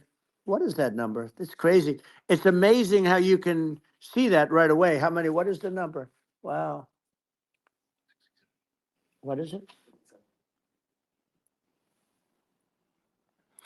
Well, Wow. I think in Wow, terms of people that's bigger than you said. You said 25 and you're much more than double that number, 25 million. I think you're going to be 60 or 70. And I guess over a period of time, hey, I congratulate you. Do I get paid for this or not? well, I think actually in terms of the number of people that will hear this conversation over the next few days to Right. weeks, it's going to be hundreds of That's what they millions. say. Yeah, that's good. Well, look, it's an Yeah. honor. I just asked this, are you better off now or were you better off when I was president? Nobody's better off now. People, we put out polls on that and nobody's better off now. Inflation has killed it. And they also feel very unsafe. You look at what's going on with a lot of different things. You look at the riots we had at the Yeah. colleges over, I mean, it's ridiculous, but Right. all of the riots, they just feel unsafe. And now they really feel unsafe because you have a new form of crime. It's called migrant crime. I call it Biden Well, migrant yeah. crime. Maybe I'll call it Well, Kamala migrant crime. But I mean, with all these things, I always try to get to the ground truth by just asking people. And my mom lives in New York, and I was like, Mom, do have any of your friends, been attacked or assaulted? And she said, yeah, three of her friends in three separate crazy. incidents were assaulted just in recent months, just walking around the streets of New York. And I said, well, what happened to the people that assaulted them? Oh, nothing. They got away. Like, and they just They know always get away. nothing's going to, and they don't even bother reporting it because there's not, they know that they're not going to, people are not going to get prosecuted. They just let, violent criminals out in New York The only one with that gets zero bail. prosecuted is Donald Trump. They prosecute Trump. Yeah, I mean it's just obviously messed Oh, up it's terrible. if violent criminals are being getting off scot Yeah. free, and meanwhile New York spending massive resources prosecuting you, and it's like what's this, and I think the sort of sensible public looks at this and says, what the heck's going on here? This is obviously abuse of the legal system.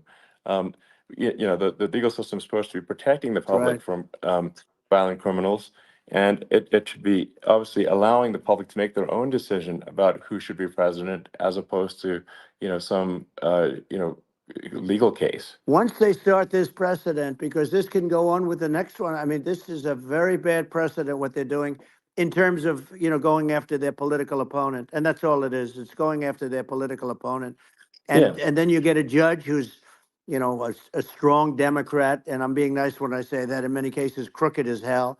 But you get a judge and you go into an area where a Republican gets 3 or 4% of the vote, and you'll have a jury pool Yeah. with people that hate Republicans or hate. It could Sure. also be the other way though, Of course. because it could start the other way in areas where they hate Democrats, Exactly. and you get into a Yep. Pandora's box. It's a very dangerous thing for this country, and a very dangerous thing even for the state. New York City is Yep. losing. New York Absolutely. City and state lose a lot of business over what they did to me, because these people say we don't want that to happen to us. That's no justice system. You have an unfair system of Yes. justice, and it's costing New York State a tremendous amount of money. People are leaving and companies are leaving, and they won't come back.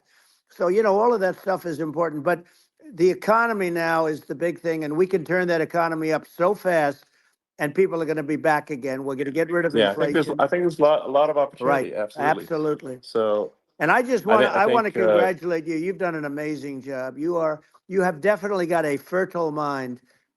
We can talk. You and I can talk about rockets it's and kind of you to say. Thank you. tunnels. We can talk about tunnels and rockets and electric cars. So many things. And now you're into the AI, and that's going to be another beauty, I'll say. So Yeah. it's an amazing thing you've done, Elon. It's an amazing thing, and I Well, congratulate you. I mean, thank you. And well, I mean, I just say here, here's to an exciting, inspiring future that people can look forward to and be optimistic and excited about what happens next. And that's the kind of future that I think you will bring as president, and that's why I endorse you. Well, I appreciate that. That endorsement meant a lot to me. Not all endorsements mean that much, to be honest. Your endorsement meant a lot. And, we have a phrase, make America great again. It's pretty simple, but it really says that we want to make America great again. And we can do it. We can do it now. But if we were going to suffer another 4 years like we suffered for the last 4 years, I'm not sure the country can ever come back. That's how bad it is. It's so bad. We have to do a I lot of think that's a things. very real Yeah, risk. it's a big That's a risk. very real risk. Yeah, And it's, I'd just like to note to people listening, like I've not been very political before, and if you look at my record, I've actually been. I'm not like some sort of try to paint me as like a far right guy, which is absurd because I'm like making electric vehicles and solar and batteries, helping with the environment, and and I actually I supported Obama. I stood in line for 6 hours to shake Obama's hand when he was running for president, and so it's not like I'm like some sort of dyed in the wool long-term Republican. I call myself, uh, historically a moderate Democrat, but now I feel like we're really at a critical juncture for the country, and uh, I think a lot of people thought the Biden administration would be a moderate administration, but it's not, and obviously we're just going to see an even further left uh, administration with Kamala. That's my honest opinion. I mean, her dad is literally. I mean, she was brought up as an actual. Her dad is a Marxist economist. You can Google it. I mean, it's not a. We're not making this up. Um, that's how she was brought up. So, and we want to have a future that is prosperous. And I think we're just at this critical juncture, and I think this is a case of the America is going to at a fork in the road, it's true. and I think it will take if the path to, like you are the path to prosperity, and I think Kamala is the opposite. Then that's my honest opinion. I'm gonna get attacked like crazy, and I've also experienced quite a bit of lawfare myself. And but I'm just trying to tell people my honest opinion, and I haven't been really active in politics before, and I'm just trying to point out that my track record historically has been moderate, if not moderate, slightly left, and so this is to people out there who are in the moderate camp to say I think you should support um, Donald Trump for president.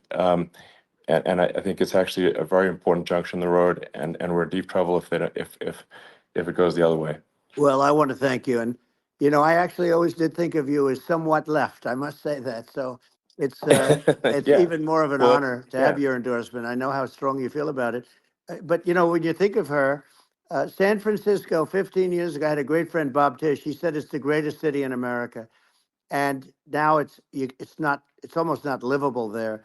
And California likewise. And she was involved in the destruction of San Francisco and the destruction of California, and she will be involved in the destruction of our country if people are so unwise as to elect her. And I hope that doesn't happen, and I hope the elections are going to be run honestly, and we're going to turn this country around. We're going to do things and we can do it fairly quickly. And we have to get rid of the criminals that have been, given to us by other countries as they laugh. They laugh at Yeah. us. They think we're stupid to accept these people. These are radical, stone cold killers in many cases and terrorists. And they're in our country by the hundreds of thousands. Yeah. And we have to take Yeah. them out.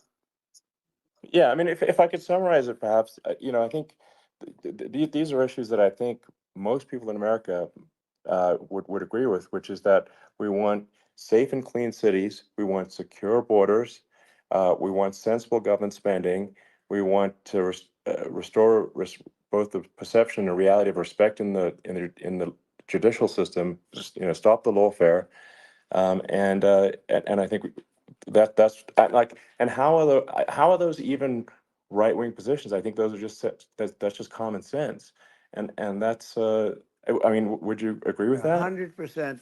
I don't understand, the whole, they call it progressive. They don't like the word liberal anymore, but call it liberal or progressive. I don't understand how somebody could say that it's okay for them to empty prisons into our country. And again, I told you their Yeah, crime rates definitely all not over the world okay. are going way down, which makes sense. In fact, the next time what we'll do is if something happens with this election, which would be a horror show, we'll meet the next time in Venezuela because it'll be a far safer place to meet than our country. Okay. So you and I will go and we'll have a meeting and dinner in Venezuela because that's what's happening. Their crime rate's coming down and our crime rate's going through the roof. And it's so simple. And you haven't seen anything yet.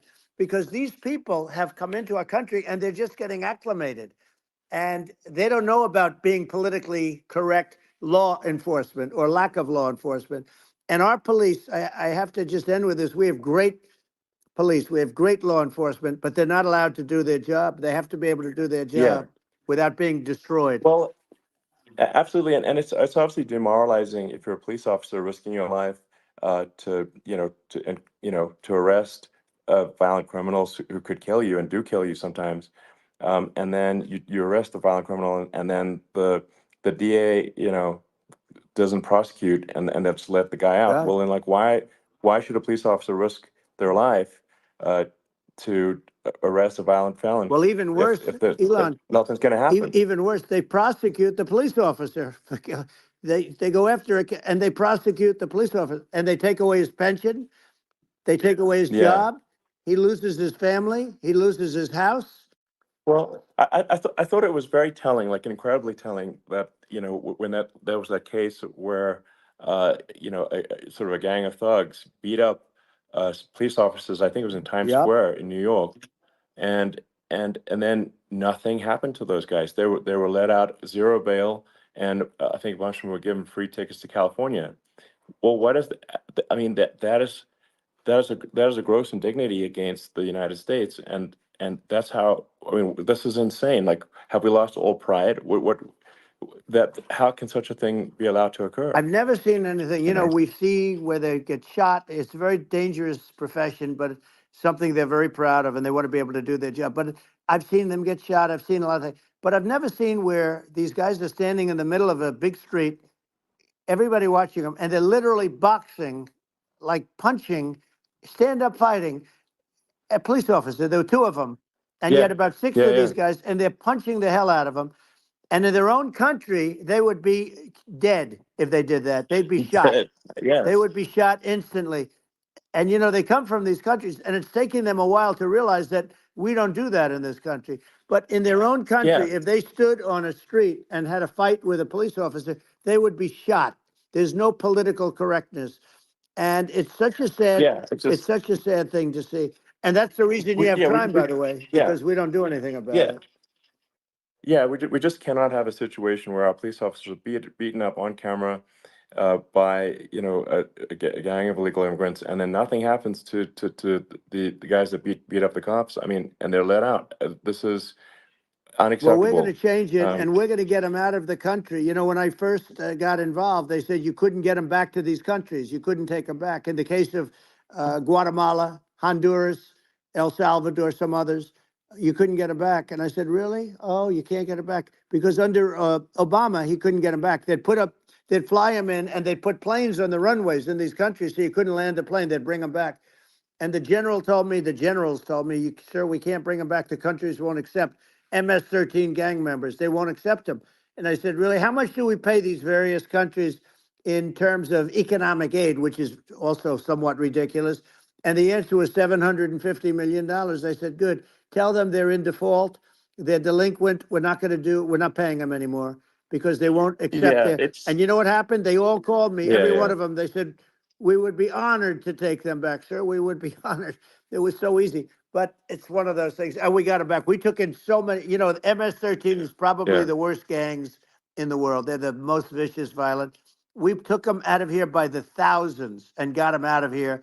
And their countries took them back. And because I said, you're not getting any more economic aid. And once I said that, they were nice. They wouldn't take them back for yeah, Obama. They yeah. wouldn't take them back for anybody. And now we have a problem because we have this guy, and they don't take him back anymore with Biden because they don't respect him. Yeah, yeah. It's just gotta be done. We just can't have whether they're citizens or not citizens. We can't have, because they won't prosecute citizens either. Not just illegals. So that if you can't have violent, repeat violent offenders that are not that don't get incarcerated, That's right. because they will obviously, by definition, continue to hurt people. And I think where part of this comes from is that there's I do sort of consider myself liberal in some ways. I mean, it's just that you want to have empathy for Right. people. Obviously, you want to have empathy for people. I totally agree with that. You want to have empathy, but you also have to have empathy for the victims of the criminals. And if you just have empathy for the criminals, it's actually shallow empathy. It's not real. You're not thinking. You have one layer deep empathy. You got to say, like, what if you don't incarcerate this person? Who are they going to hurt? Who are they might kill someone. They might rape someone. If you don't incarcerate them, you have to have empathy for the victims. And there's a lack of empathy for the victims of the criminals, and too much empathy for the criminals. It doesn't make sense. That's why you want to have deep empathy for society as a whole, not shallow empathy for That's right. criminals. And we have to give our police officers the dignity and the respect that they deserve. And we have to let them do their job. They can do a great job, but we have to let them do their job. And if we don't do that, it's going to all disappear. There's never been a society like this where you're allowed to do anything you want and nothing happens. And I'm talking about violent crime. And it's going to get more violent because these are really, really violent people. And we're going to get them out of our country, and we're going to get them back to because they were sent here by the presidents and by the various people that run those countries. And I know every one of those guys. And they're smart people, and they're streetwise people. And they really think that the USA is stupid. They think we're run by stupid people, and they happen to be right. But when I was there, we had no problem. We got them out. We took out thousands of MS-13 gang members. We brought them back. And now, again, it's the same old story. We don't do it. And they actually gave them a big increase in aid. They raised it up to billions of dollars, and they get nothing for it. So, I hope everybody's going to vote for Trump, and we're going to get this country straight. Yeah. And I didn't need this. I, I'm like you. I didn't need this. I had a very nice yeah, life. I didn't need to go yeah, through yeah. court systems and go through all the other stuff and run at the Sure. same time. I have to run. I have to go through fake trials with, in some cases, corrupt judges, totally corrupt judges. I didn't need it. I had a nice life. I have great locations. I have beautiful oceans that I have places. This was, but I felt it was important. And if I had to do it over again, you probably think I'm crazy for doing it, actually. But if I had to do it over again, I would have done it over again, because this is so much more important than me or my life. We're going to save this country. This country is going down. And these people are bad people that we're running against, and they're liars. They make statements. They do things that are so bad. They say they're going to make a strong border. They say they've been great on the border, and they've been the worst in history. They say they're Yeah, going to it's stop terrible. Like crime, the and facts speak for themselves. The it's so facts incredible. speak for themselves. Like it's gotten to the point where people just don't even bother reporting crime in a lot of That's cities right. because they know nothing is going to happen. Um, that's what I hear anecdotally from people all the time. So it's just my values. I'm just saying to people out there, like the things I think are important for the future is like we've got to have safe cities, we've got to have secure borders, we've got to have sensible spending, and we've got to have deregulation, and Right. so we can have a prosperous future. And then we want to have some exciting, sort of moonshot projects that people can get fired up about. And that's the future I'm looking for. And I'm pro environment, but I'm not against. I'm not like I don't think we should vilify the oil and gas industry because they're keeping civilization going right now. And but I do think we want to move, at a reasonable speed towards a sustainable energy economy. Those are my values, and I think, and so I mean that's uh, why I'm supporting you for president. Well, I So appreciate it.